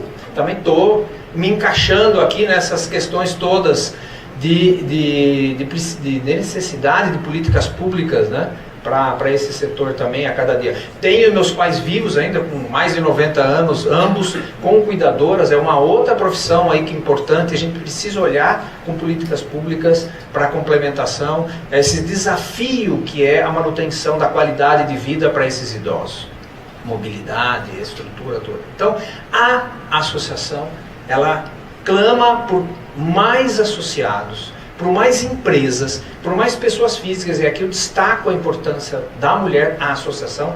Volto a dizer, ela é essencialmente feminina por circunstâncias, não que ela queira ser só, mas ela é porque tem essa origem estrutural na família, tem na pandemia esse resgate do relacionamento familiar, do olhar para o filho, que a gente, infelizmente, a gente perde por essa... Aqui nós falamos em alimentos ultraprocessados, nós queremos resgatar também, é função nossa, programas que voltem a essa questão de horta, de alimento saudável, de espaços para lazer. A pandemia trouxe isso, resgatou isso em nós, a necessidade desses espaços. Então eu acho que se eu brinco aqui, as minhas anotações dá uma outra apresentação, uma discussão só com o que de importante foi trazido por todos aqui. cada um dentro do seu viés. Nós somos aquele elo, dentro desse contexto desse painel, para finalizar minha fala aqui, de que nós precisamos de ação. Políticas públicas, nós temos diversas. Que já foi dito várias vezes, a importância das políticas e da legislação brasileira ser muito boa. Agora, executar, fazê-la acontecer é um segundo desafio. O ambiente dos comitês, a gente vê a Política Nacional dos Recursos Hídricos, o desafio que é fazer chegar no município o planejamento regional. A água que vocês bebem aqui, eu estou discutindo lá na região de Piracicaba, dentro do ambiente dos comitês dos rios Piracicaba, Capivari e Jundiaí. O Cantareira abastece 8 milhões de pessoas aqui na Grande São Paulo. E se nós não tivermos um comportamento do ser humano de forma integral, equilibrada, para mantermos essa água disponível, eu tenho certeza absoluta que nós vamos ter sérios problemas futuros de desenvolvimento econômico e etc. Água é um patrimônio. Em termos de sustentabilidade, eu saí da questão dos gases de efeito estufa dentro da minha pesquisa, fui pioneiro no Brasil para medir o gás de efeito estufa, o metano, principalmente em ruminantes, há 20 anos atrás. Hoje me dedico à água pela criticidade desse recurso. Então, se a gente falar em sustentabilidade, falando de segurança hídrica. E água é um assunto que eu tenho certeza que todo mundo discute, todo mundo quer discutir, todo mundo tem uma preocupação séria. E principalmente, se eu estou dentro de casa e não tenho água para uma privada, para tomar um banho, para cozinhar, é o caos. Se eu não tenho todo o saneamento, eu vou ter sérios problemas de saúde, eu vou ter sérios problemas que a gente já, infelizmente, ainda vê em grande quantidade. Então, para finalizar minha fala, desafio vocês a, com carinho, depois olharem a nossa associação como uma mola, como uma estrutura. A sociedade civil tem um papel importantíssimo, e ainda acho que no mundo é mais desenvolvido que no nosso país, de ajudar o governo a fazer, colaborar com a indústria, a fazer com que as coisas aconteçam. Então, principalmente aqui quando se falou em ESG, a sociedade civil e as associações, elas têm uma parceria importante para o desenvolvimento, e às vezes até inclusive para a redução de custos de ações que são importantes, de sensibilidade ambiental, sensibilidade social, não só responsabilidade. E eu quero então já chamar aqui, de forma muito honrosa, que está nos honrando com a sua presença, a Heloísa Schurman, ela que é defensora dos oceanos e uma das líderes da Voz dos Oceanos, autora de 5 livros, entre eles Expedição Oriente, 812 Dias de Volta ao Mundo e 2 best-sellers, incluindo na Itália e no Brasil, defensora da campanha Mares Limpos do Programa da ONU para o Meio Ambiente. Nosso muito obrigada pela sua presença. Por favor, vou pedir para que você tome o seu assento. Temos também aqui a Maristela Cardona, prefeita de Ilha Comprida, que está nos honrando também desde manhã, né, participando conosco no primeiro e no segundo painel. Terá sua participação. Muito obrigada. Doutora Fran Vieira, bióloga fundadora do Instituto Gelo na Bagagem, muito obrigada, também está conosco aqui a manhã toda acompanhando essas discussões. A Thalita Serrano, engenheira ambiental, segurança do trabalho, muito obrigada também, Thalita. E a Caroline Magalhães, capitã da área de segurança pública e política do Estado de São Paulo, com mestrado em ciências especiais de segurança e ordem pública pelo Centro de Altos Estudos de Segurança, chefe do Corpo de Bombeiros de São Paulo. E grande prazer ter aqui um painel somente com mulheres. Com tudo isso que eu estou vendo, essa quantidade intensa de resíduos, de lixo, o que me faz continuar? O que me move, a nossa família move em direção a alcançar um horizonte? São as pessoas, essas pessoas maravilhosas que a gente encontra, que têm feito de tudo para salvar os oceanos e mudar esse cenário. Nós agora, estou voltando dia 22 para a Indonésia para continuar a nossa volta ao mundo e atravessaremos o Oceano Índico, o Oceano Atlântico e iremos direto para Belém, onde nós estaremos na COP30, apresentando, assim, na nossa casa Voice of the Oceans, Voz dos Oceanos, em Belém, e mostrando todo o trabalho de várias ONGs. Não somos só nós, são várias ONGs ligadas a essa luta pelos nossos oceanos. Então, gente, eu convido vocês todos a serem a voz dos oceanos. Lembrem-se de toda a biodiversidade do planeta. A mais importante é o oceano. As florestas são muito importantes, mas o oceano é o número 1. Então, eu estou convidando vocês para serem agentes de transformação, para vocês pensarem e serem também a voz dos oceanos. Mas, enfim, quero agradecer aqui a oportunidade de poder estar falando da nossa região, do Vale do Ribeira, em especial Ilha Comprida, uma região aí que por muito tempo ficou um pouco esquecida, mas que nos últimos governos a gente vem notando, né, o grande interesse e a grande importância que vem se dando para o potencial turístico que a nossa região tem, um potencial que passa aí pela cultura, pelas nossas belezas naturais e por um povo que tem muito a passar para os nossos visitantes e para as pessoas que visitam a nossa cidade. Ilha Comprida, eu vou pedir depois para passar um vídeo. Ilha Comprida tem 74 quilômetros de praia. É um grande desafio a gente conseguir manter, né, um turismo sustentável de ponta a ponta da nossa praia, porque realmente ela é muito extensa. E a gente vem aí num trabalho principalmente de conscientização do turismo sustentável na nossa região. Por muito tempo a gente também viu o turismo sustentável indo somente na direção financeira, né, em poder adquirir recursos desse turismo, e se deixou um pouco fora o foco ambiental e o foco social, que é uma das grandes vertentes da nossa gestão, que é poder dar esse foco, essa importância ambiental que a gente vem trabalhando o turismo lá na nossa região. Nós somos uma praia com 100% de área de proteção ambiental. Desses 100%, 27% a 28% a gente consegue ter algum manejo dessa parte, tanto na parte aí de urbanização, e o restante é uma parte intocável. Para quem não sabe, Ilha Comprida tem as únicas dunas ainda intocáveis do estado de São Paulo. E é uma preocupação que a gente tem com os turistas que a gente recebe, essa falta de conscientização ambiental dessas dunas.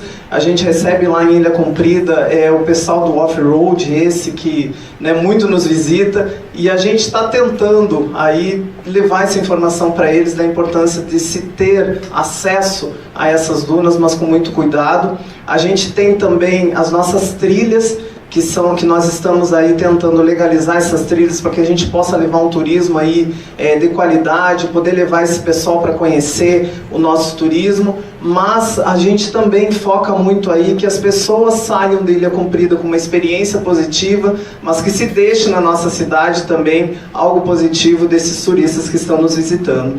E para isso a gente tem a nossa cultura, que é muito rica. Nós temos em outubro, já aproveito aqui para convidar vocês, nós temos uma festança caiçara, que a gente faz questão que as pessoas nos visitem e conheçam a fundo a nossa cultura. Então, nesta festa caiçara, a gente faz questão de levar as pessoas para uma experiência de como é feita a nossa pesca, como que é feita o trabalho da nossa cozinha, né, característica da nossa região, para que as pessoas conheçam também, elas tenham a experiência de conhecer uma coisa que é muito rica na nossa região, que são as aves, né? Nós temos lá A gente precisa ter isso nas escolas, a gente precisa ter matéria de educação ambiental, a gente precisa envolver as crianças, porque os adultos é muito difícil. É um trabalho de formiguinha, é uma dedicação, mas as crianças elas estão aí para isso, né? Para realmente mudar o mundo, para fazer diferente. E a gente, enquanto adultos, enquanto essa consciência, a gente precisa transformar isso na nossa casa. Então, começar com coleta seletiva em casa, ensinar dentro de casa o que a gente pode separar.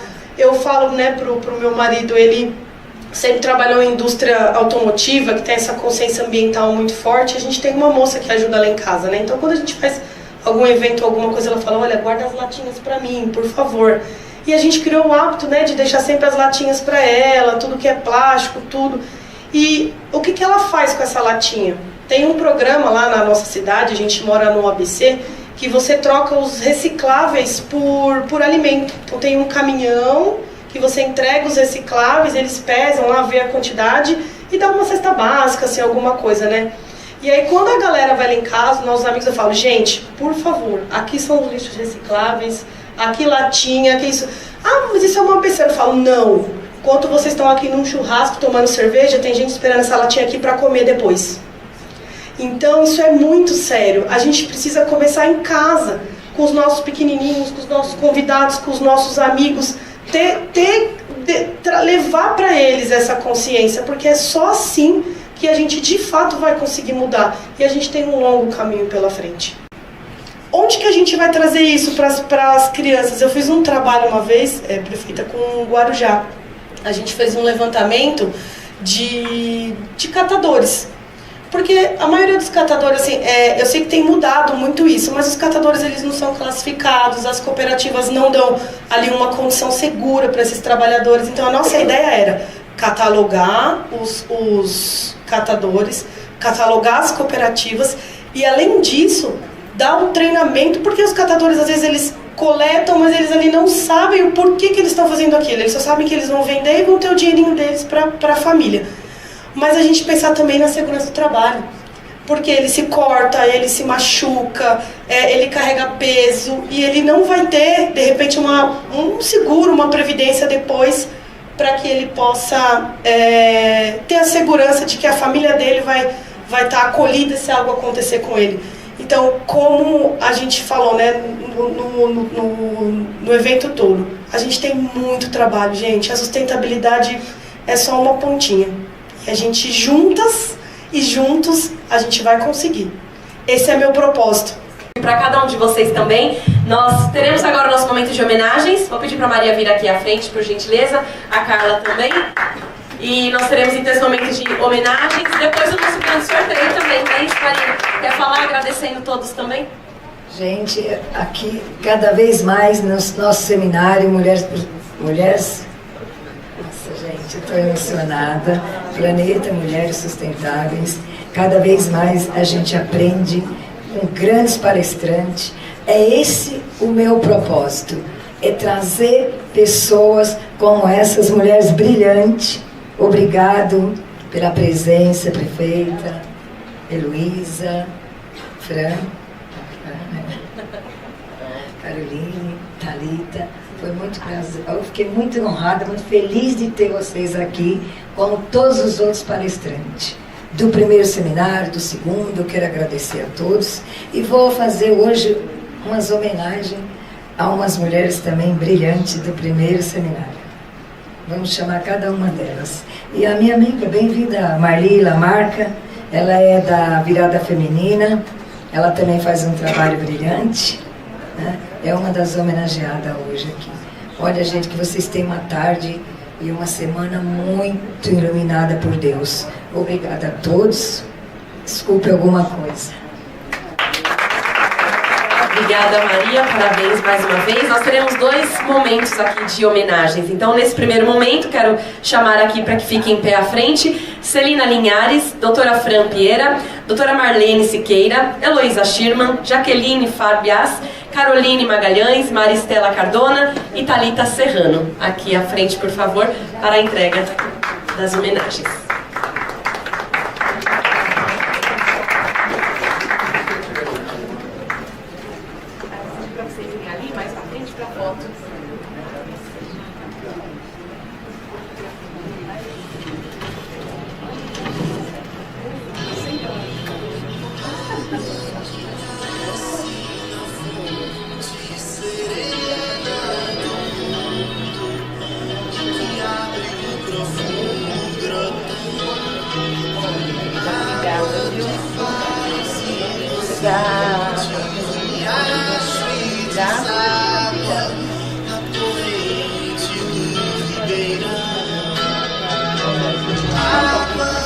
Uma salva de palmas, vamos fazer a foto oficial. Aí, Maria. Isso.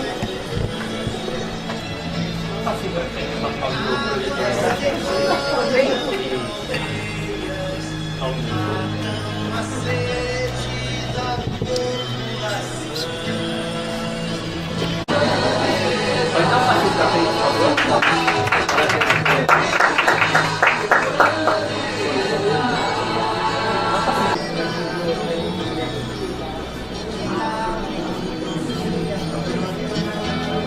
Passe pra frente, por favor. Olha aqui, por favor.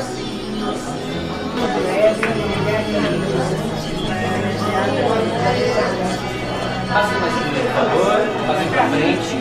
Pra frente, passinho pra frente. Olha aqui. Mais uma. Ok, obrigado. Pode ir, não, passinho pra frente, mais aqui pro meio. Isso, aí tá ótimo. Olhou aqui, por favor. Mais uma. Ok, obrigado.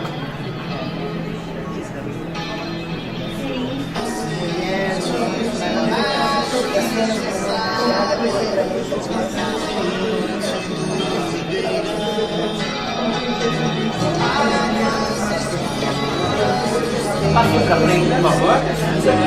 Aí, olhou aqui.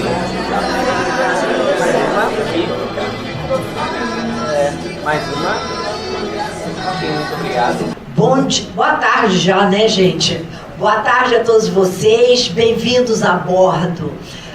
Estou aqui para levar vocês para navegar pelos oceanos nessa esfera da sustentabilidade. Nós estamos comemorando agora, dia 14 de abril, 41 anos navegando pelos mares do mundo.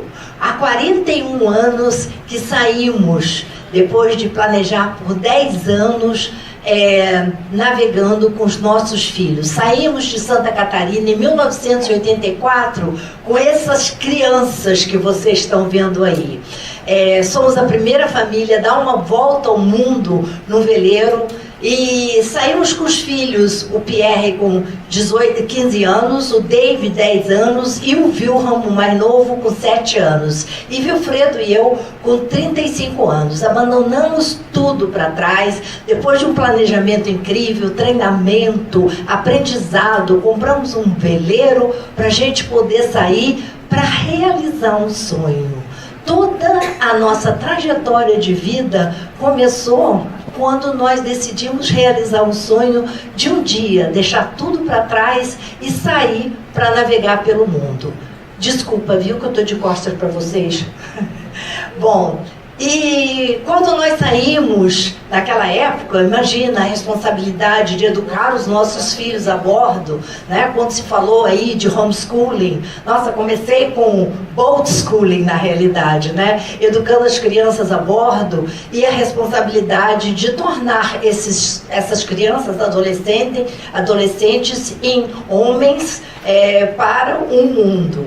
E foi assim uma experiência incrível. Depois de 10 anos navegando na primeira volta ao mundo, de 1984 a 1994, voltamos ao Brasil já com outro sonho.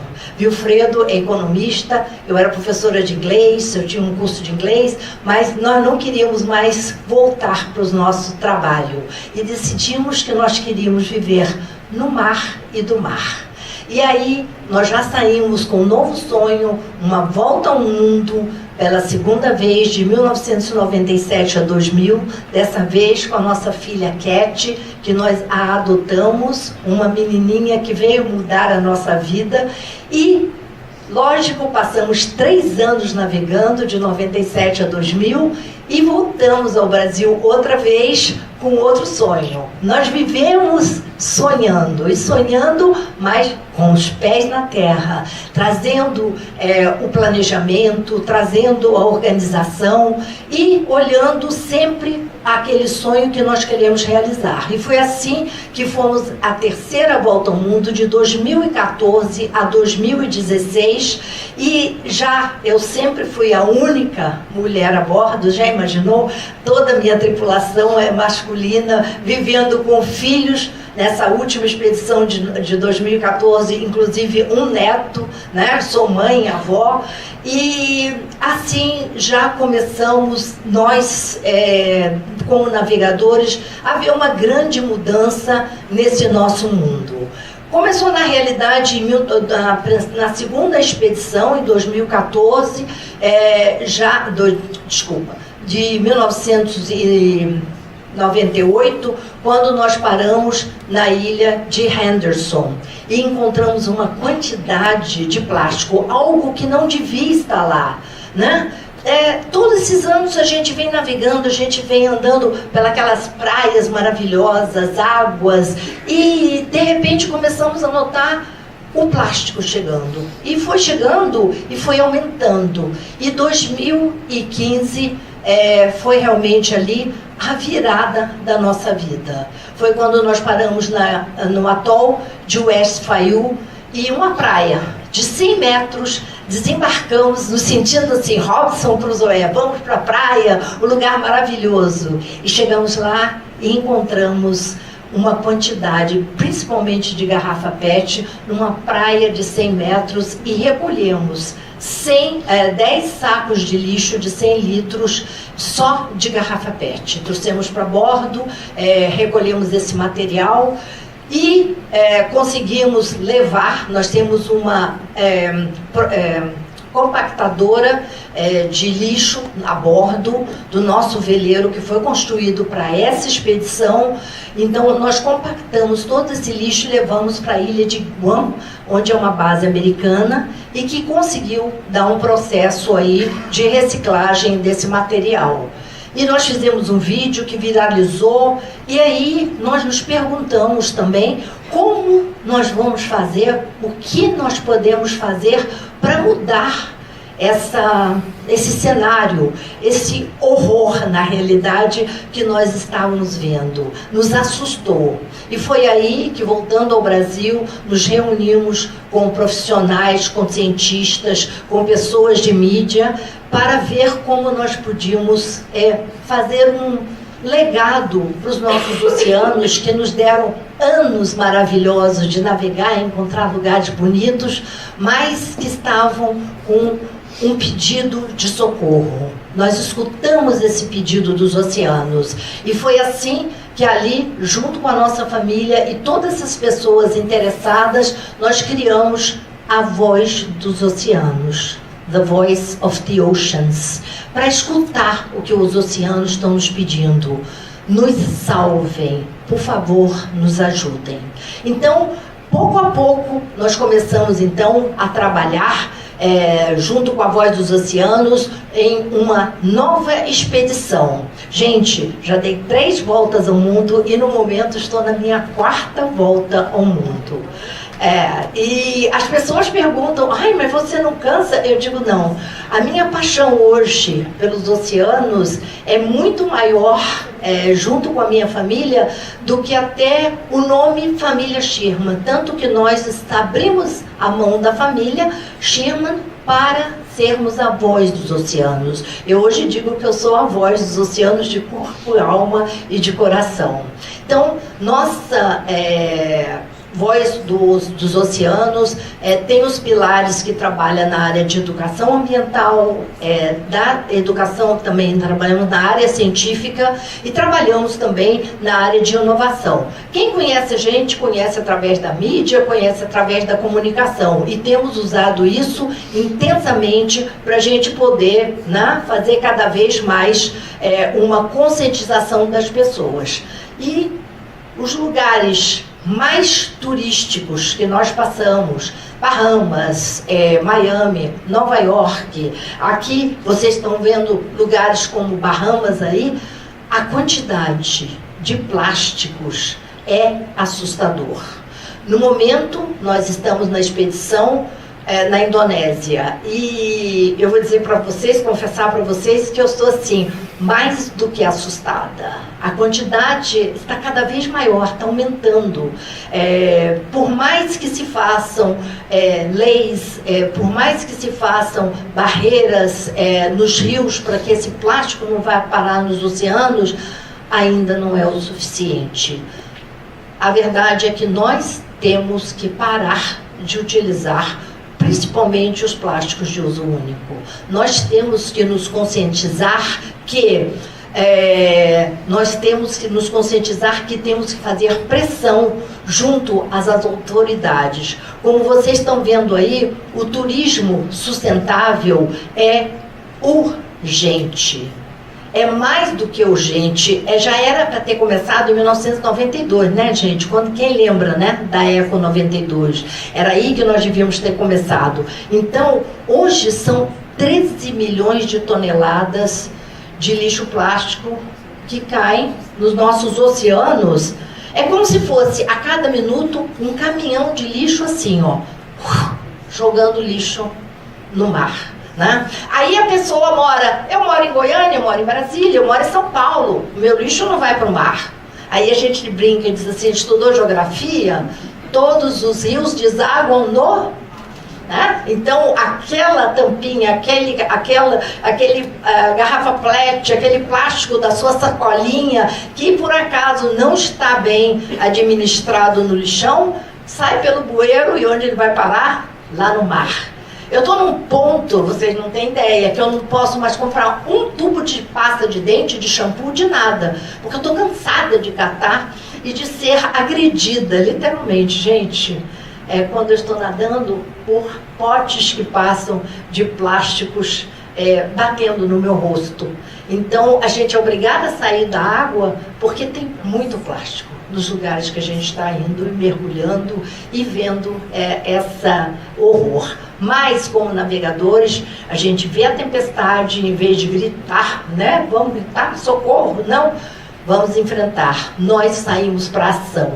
E saímos para a ação para a gente poder fazer um trabalho de educação ambiental, todo esse trabalho que a gente está fazendo, para que as pessoas se conscientizem de que é preciso mudanças. Né? Lógico que quando a gente vê focas, leões marinhos, ver esses animais marinhos sendo agredidos pela natureza, sufocados, mortos por plásticos, nós também vemos o lado positivo das pessoas que estão trabalhando como o projeto Tamar no Brasil, que é uma referência mundial, e recentemente estive em Dubai também, num projeto de proteção de tartarugas.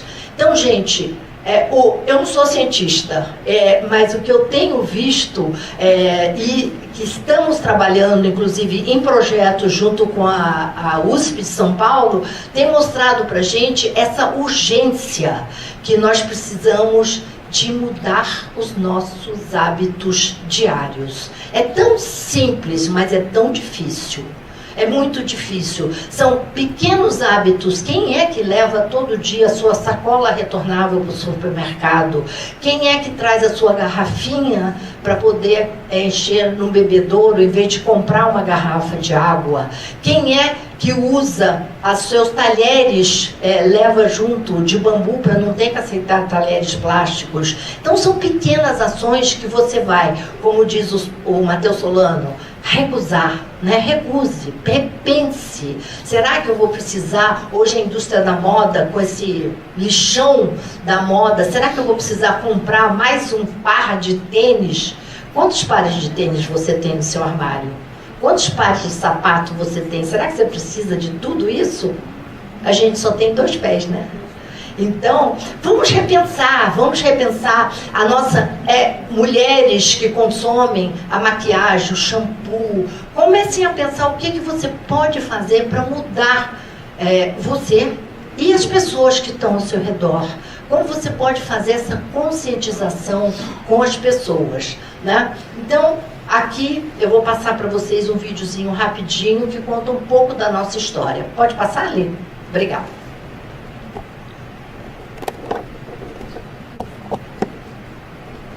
É que tem um ditado popular que diz que se vende muito mais ovos de galinha do que de pata, porque a galinha anuncia. Eu tenho dito que quando nós não contamos as nossas histórias, alguém o faz da maneira com que acha mais conveniente. Eu só quero reforçar o quanto o agro evoluiu nesses últimos 50 anos, o quanto ele se tornou sustentável. Há um caminho muito longo ainda para que cheguemos aí a um nível ainda maior. Mas, se comparado a diversos outros países, o agro brasileiro hoje, ele evoluiu e muito. Mas nós precisamos contar essa história para os produtores, para que sirva de referência e de incentivo àqueles que ainda não adotaram as boas práticas, mas também precisamos contar essa história para a sociedade urbana, para que a sociedade urbana saiba o que está sendo feito dentro da porteira. E não está sendo feito pouca coisa, está sendo feito muito. Nós evoluímos muito e nós precisamos ter a opinião pública ao nosso lado. Em ter a opinião pública ao nosso lado, certamente isso nos ajudará, primeiro, a brindar um pouco a imagem do agro, esse agro que busca ser sustentável. Nós, na ABMRA, estamos apoiando um projeto chamado Projeto Marca Agro do Brasil. Se vocês, inclusive, acessarem o Google e pesquisarem, nós temos um site que conta um pouco dessa história e conta um pouco como é que nós precisamos nos posicionar frente à sociedade urbana e mostrar tudo isso que já fizemos e tudo isso que nós estamos fazendo. Portanto, a comunicação é e deve ser um dos pilares para qualquer iniciativa que façamos. É esse o meu último recado. Perfeito.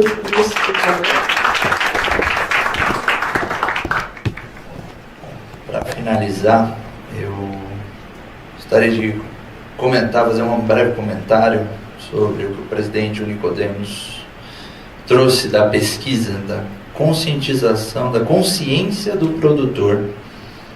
Muitas vezes algumas pessoas colocam o produtor como vilão do meio ambiente. E aí a gente faz a simples pergunta, fala, o produtor ele precisa de água limpa para produzir, ele precisa de um solo limpo para produzir, precisa de um ar limpo para produzir. Se você tem uma água contaminada, o produtor não consegue produzir. Aquele alimento vai estar contaminado, ele não vai conseguir vender.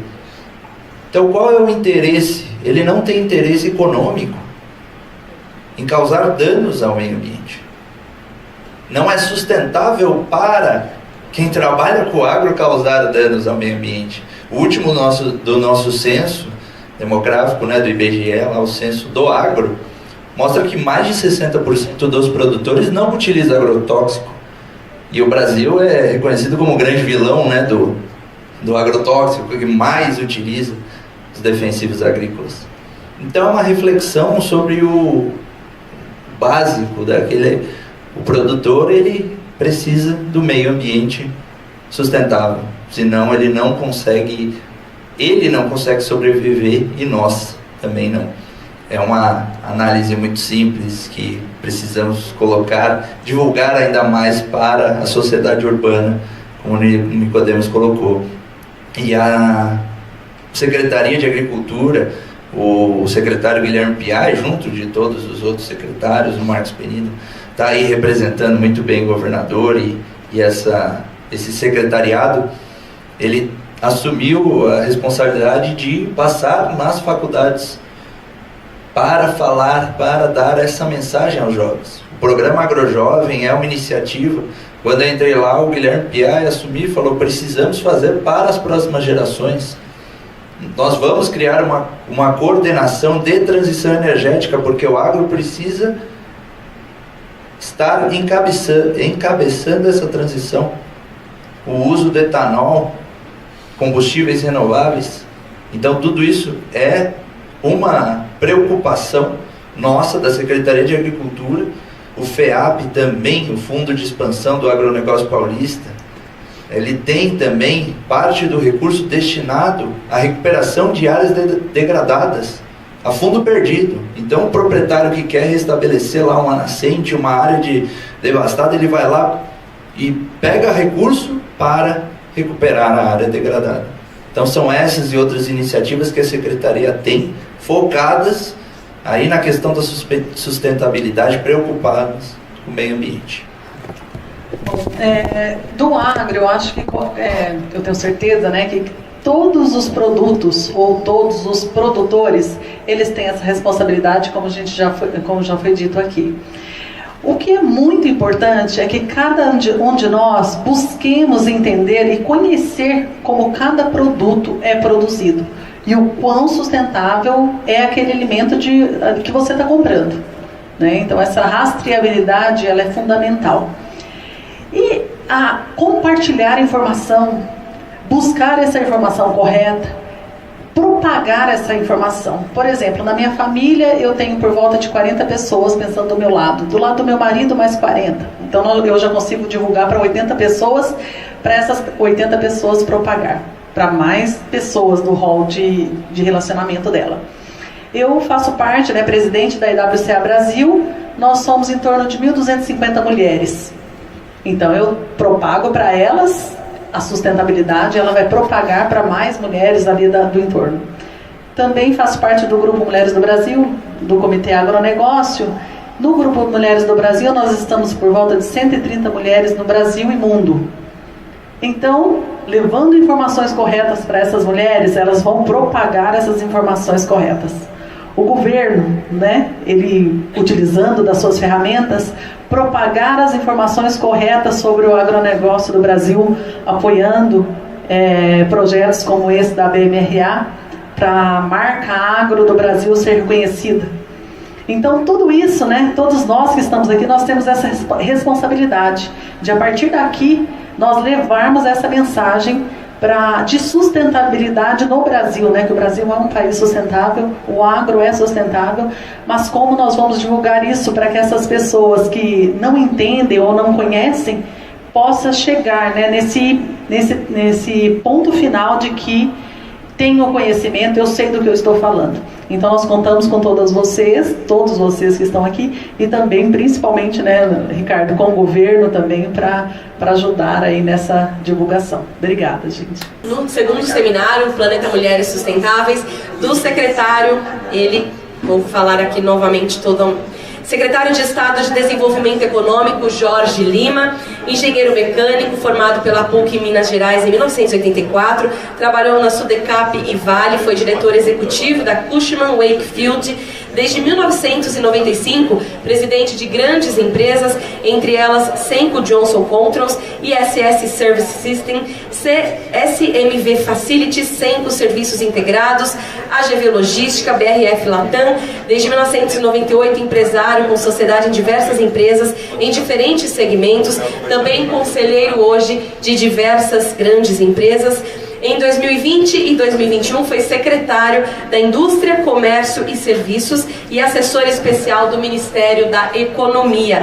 Em 2022 foi um dos coordenadores de campanha do governador Tarcísio de Freitas e desde janeiro de 2023 é secretário de Desenvolvimento Econômico do Estado de São Paulo. Então, senhoras e senhores, tenho o grande prazer de chamar aqui à frente o secretário Jorge Lima. E Deus decide se põe homem ou mulher, mas que a curva continua sendo de mulheres, a maior ainda. O que isso afeta? Afeta diretamente, porque se você falar sustentabilidade sem falar em pessoas, para mim, juro para vocês, eu sou pós-graduado em meio ambiente, mas eu tenho uma visão de sustentabilidade um pouco diferente. Né? A sustentabilidade para mim ela só para em pé quando você cruzar a área social e a área econômica. Se você não cruzar, não é justo. Eu não posso fazer as pessoas serem pobres porque elas não têm condição de desenvolver. É o caso de Vale do Ribeira mesmo, que é a região que a gente tem que ter muita atenção, porque é uma região que tem APA municipal, APA federal, APA estadual, mas eu não posso deixá-las na pobreza o resto da vida, tem que cruzar isso. Tem que tomar muito cuidado de quando a gente fala de sustentabilidade, não cruzar com o lado social e o lado econômico. Isso não existe para mim, como existe em qualquer país do mundo. Eu morei em 5 e operei em 139, posso garantir para vocês que não existe. Mas, no ponto de mulheres, eu acho que sim, vale um destaque, porque nós estamos num crescimento muito forte do estado de São Paulo, né? Não sei se vocês estão acompanhando. Em 2 anos a gente saiu de um PIB de 2 trilhões 725 para 3,250, crescendo 3,4, até dezembro a gente tinha de carteira assinada formal 825 mil, a meta era 1 milhão em 4 anos, praticamente a gente fez em 2. E empresa aberta era 500 mil, nós temos 675 mil. E aí vem o grande problema, que é a qualificação. Então hoje, quando a gente fala que a gente tem 5,9% de desemprego no estado de São Paulo, ele não é verdadeiro. E é o menor resultado dos últimos 12 anos. Porque hoje a gente não tem mão de obra. Hoje você tem vaga de mais de 900 mil na construção civil, 40 mil no supermercado, você tem 30 mil no pátio nosso, que roda todo dia. Então a gente tem um desequilíbrio muito grande, por várias razões. E a gente está estudando essas razões em vários pontos. Um deles é mulheres. E aí eu falo que a gente está lendo um pouco errado. Inclusive, quando você fala de agro, 12,8% do agro hoje é mulheres. Você tem 68% na indústria têxtil, mulheres. Agora, como readaptar isso para um mercado que cresce mais mulheres é política pública na veia. Mas uma política pública diferenciada. Eu mesmo abri uma linha de 100 milhões para mulheres, mas esse nível que está aqui é um nível privilegiado. Na hora que você desce um pouco, a gente começa a deparar que nós vamos ter que fazer um outro trabalho de preparação. Até porque, se a gente olhar, a mulher sai de 70, a autonomia dela não passa de 70. Então, estamos falando de 55 anos, é muito pouco. Minha mãe era dona de casa, eu escrevia ainda, Entendeu? Dessa época, mulher do lar e tal. Então, acho que aí a gente está com um trabalho, inclusive que envolve a nossa primeira-dama, que eu tenho dito em todos os lugares, Cristiane Freitas vai ser uma das melhores primeiras-damas que o Estado já viu, porque a capacidade dela de cruzar o econômico, social e o sustentável é interessantíssimo. E os fundos sociais passam a ter 13 anos de idade. Não deveria ser dever da universidade receber um jovem a partir dos 13 anos na universidade. Mas se nós esperarmos até os 18, muitos deles não virão. Eles já estarão perdidos no meio do caminho. Isso é uma realidade que a gente precisa ajudar a viver, ajudar a ultrapassar.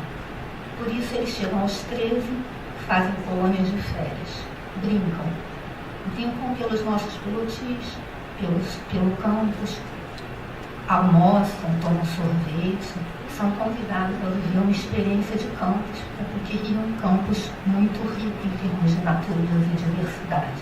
Ali a gente faz a sensibilização ambiental. Quando eles chegam aos 16, quando eles chegam aos 18, 17, eles vão para o pré-vestibular comunitário. E nós vamos acompanhando ele nas escolas do entorno.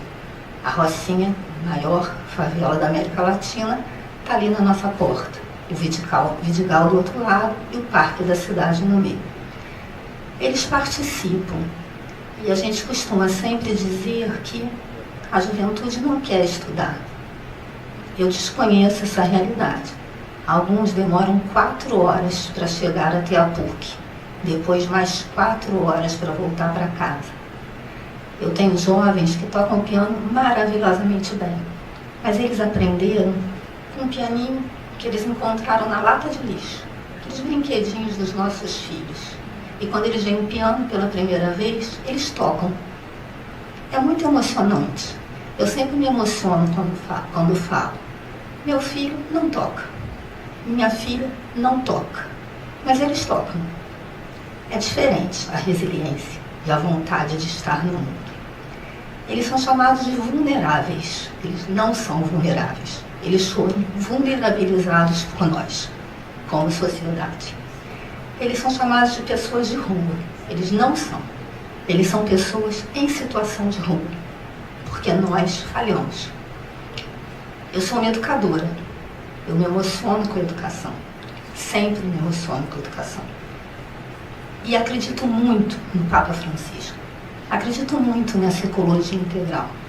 Acredito que enquanto nós não reconhecermos que temos muita gente nesse mundo disposta a se transformar, assumamos o compromisso de transformá-los.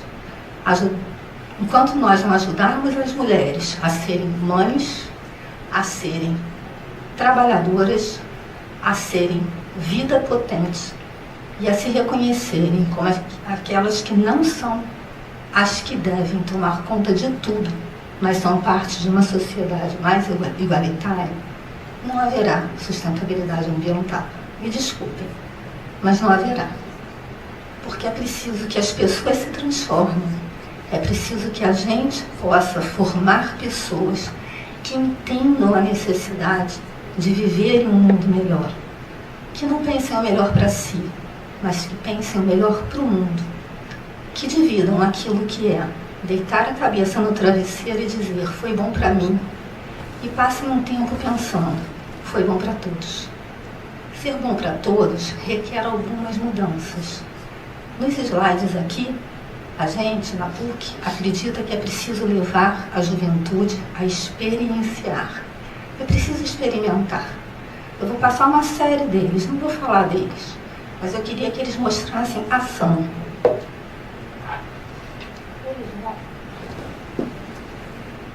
Primeiro, mais mulheres na computação. Por que mais mulheres na computação? É preciso que a gente assuma lugares diferenciados. Depois, alunos no projeto Rondon. Eles precisam conhecer uma realidade diferente da nossa. Minha filha passa a cada 4 meses 16 horas em um barco na Amazônia. São 16 horas para ir até uma comunidade indígena e 20 horas para voltar, porque contra a corrente demora mais. Mas a cada vez que ela vai, ela trabalha com as crianças indígenas, ela perde 2, porque a água está contaminada. Então ela não volta e encontra as mesmas crianças. Mas é aprendizado, é preciso aprender isso. E talvez com isso a gente pense em não contaminar a água. É fundamental. Quando a gente continua, é preciso ouvir a voz das mulheres na favela. São elas que constroem a nossa sociedade também, junto com a gente. São elas que são vítimas. Uma das que eu apresento aqui, e que tem um desses jovens como filho, ele é o único sobrevivente dos 6 que já morreram por bala perdida. É muito forte isso. Então, o que eu queria deixar aqui, e é aqui que eu vou terminar a minha fala pelo meu tempo, é um pedido para que a gente cuide dos nossos jovens, para que nós mulheres tenhamos essa consciência e para que a gente exija da sociedade políticas que incluam alimentação e que permitam que esses jovens cheguem a lugares que são lugares não vivenciados por nós. Porque vivendo nesses lugares, dos melhores aos piores, aí sim a gente pode internalizar o que a gente está chamando de sustentabilidade ambiental, de sustentabilidade humana e de sustentabilidade social. Em outubro, na PUC, nós vamos estar reunindo todos os reitores da América Latina, de todas as universidades. Será uma semana pensando em ecologia integral. Eu vou mandar o convite para vocês, para a gente pensar junto, e agradeço muito a oportunidade de conversar com vocês. A gente tem que respirar um pouquinho aqui. Eu, como pesquisador, gostaria, já fiz um monte de anotações aqui, já gastaria aqui 1 hora tranquilamente só costurando todo o aprendizado que nós tivemos aqui nesse período. Mas eu vou tentar ser realmente restrito ao meu tempo. Vocês vão ter a oportunidade de conhecer melhor a Associação de Olho no Material Escolar. Eu vou aqui trazer um despertar, um desafio a vocês, de olharem depois com mais tempo, se engajarem, apoiarem, tanto como pessoas físicas quanto pessoas jurídicas, o nosso movimento. Muito do que foi dito aqui depende da sociedade civil para acontecer. Eu vou voltar um pouquinho só para vocês entenderem o contexto da associação. A associação é uma associação da sociedade civil muito recente, apenas 3 anos de existência, mas muito construiu. Eu represento aqui a nossa presidente, a Letícia, que infelizmente não pôde estar presente, mas já antecipo que é uma pessoa que é muito mais do que a nossa presidente, mas a nossa liderança.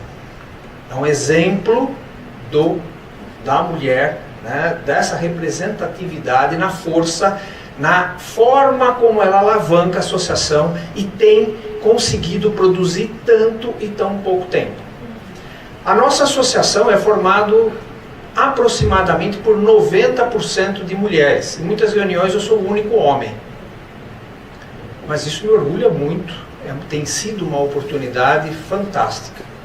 Eu estou colocando os meus serviços como engenheiro agrônomo, 40 anos de trabalho em pesquisa científica no setor do agro, mais a minha experiência pedagógica de ensino na universidade, na pós-graduação, mais o trabalho que eu faço nos comitês de bacias há mais ou menos 10 anos, a serviço da associação. Eu brinco que eu não estou aposentando, eu estou fazendo uma transição de carreira, tanto que essa associação tem me motivado a trabalhar em prol da nossa sociedade. É como se eu estivesse agora dando uma retribuição, tentando usar o meu tempo à disposição dessa associação, que a gente de fato consiga trabalhar o tema desse painel aqui, que são políticas públicas e educação em prol de preservação ambiental, em prol da preservação humana de forma integral, como também muito tem sido trazido aqui nesse segundo painel. A associação surge no momento da pandemia, quando as mães, esses são alguns benefícios, alguns pontos positivos da pandemia, têm tempo para interagir com seus filhos. E aí começam a olhar esse material escolar, começam a estudar junto, e como elas todas são ligadas ao agro, percebem que a comunicação, foi muito bem trazido aqui no painel anterior, a comunicação com o setor, ou o rural, ou a agricultura, você vê que as terminologias, a gente tem uma certa preocupação, né, em falar em agro, em defensivo, em pesticida, a gente pisa meio em ovos, né, e hoje está caro, né, não dá nem para pisar em ovos. É uma necessidade que a gente tem de melhorar essa questão do diálogo, da forma. Eu estou aqui mais tentando escutar o que eu tenho visto, ouvido nesses painéis aqui. Eu poderia estar tranquilamente no painel anterior, porque eu sou, né, já fui 40 anos trabalhando com pesquisa agropecuária, me sentiria muito confortável, né? Minha nora trabalha numa outra empresa, deve ser concorrente sua, com a ESG, é um trabalho fantástico também que eu vejo hoje. Então a associação, ela tem essa matriz familiar, estrutural, a figura materna e paterna, esse resgate um pouco da família. A educação começa na família. Acho que também foi muito dito isso aqui, trazido muito aqui sobre a importância da família. A educação começa dentro de casa. Infelizmente a gente terceiriza hoje muito por questões diversas aqui, por questões que dariam outro seminário, uma outra discussão, mas é muito importante que a gente resgate um pouco, e a associação traz isso, a importância da estruturação familiar. A gente vê muitas mulheres hoje sendo o esteio familiar, porque o marido não é mais presente, ou dependendo das comunidades onde ele já morreu, jovens morrem muito, tem filhos cedo também. Então essa estrutura precisa de alguma maneira ser valorizada, e é desafiadora do ponto de vista do processo educativo. A associação então tem essa matriz, esse início, né, nessa questão da visão que o agro tem no material escolar. Logicamente que eu vou passar aqui, se eu conseguir.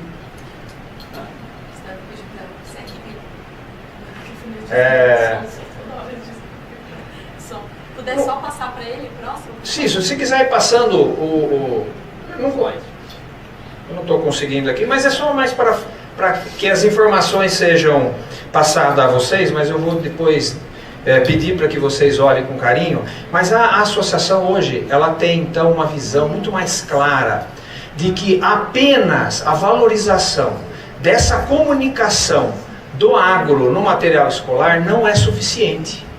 Não bastava a associação se dedicar à negociação, a intercâmbio com as editoras, a propor uma visão baseada em ciência. Eu sou cientista, eu hoje anseio maior valorização pela ciência. Infelizmente, os institutos de pesquisa e das universidades hoje têm desafios muito grandes em se manter estruturalmente, os recursos financeiros cada dia mais escassos. Então a ciência, ela é importantíssima, com todos os seus desafios, mas ela precisa estar presente. Nós fizemos depois um trabalho com a FIA USP, comprovamos que de fato, o material escolar carece dessa base científica. 85% das citações dos textos são autorais, não são baseados em ciência. Então esse é um desejo da associação, que a ciência esteja presente, que esse seja um ponto forte de diálogo com o jovem. Para nós hoje foi um motivo de satisfação ver o celular, ter essa restrição do uso do celular nas escolas, porque eu acho que vai melhorar o diálogo, vai melhorar o aprendizado, vai trazer uma série de benefícios. Isso a associação entende que o material escolar pode ser uma âncora, porque a gente tem a informação disponível a qualquer instante, a qualquer momento, ao toque dos dedos do celular. Mas é a verdadeira informação, a informação que merece credibilidade. Isso precisa ser transmitido na família e nas escolas. Então nós também temos um outro desafio, que é a capacitação dos professores. Nós temos programas que tratam desse assunto, que buscam esse resgate, esse apoio ao professor, a levar a informação para o professor, não só do agro, como originalmente a nossa associação foi construída, mas de todos os outros setores. Nós temos um movimento, a gente brinca, nós temos o DNA agro, mas hoje a gente entende perfeitamente que o nosso desafio da educação é muito maior que isso. Inclusive nós temos todo um trabalho de advocacy lá em Brasília, nós estamos focados em pontos que foram trazidos aqui como segurança, como indicadores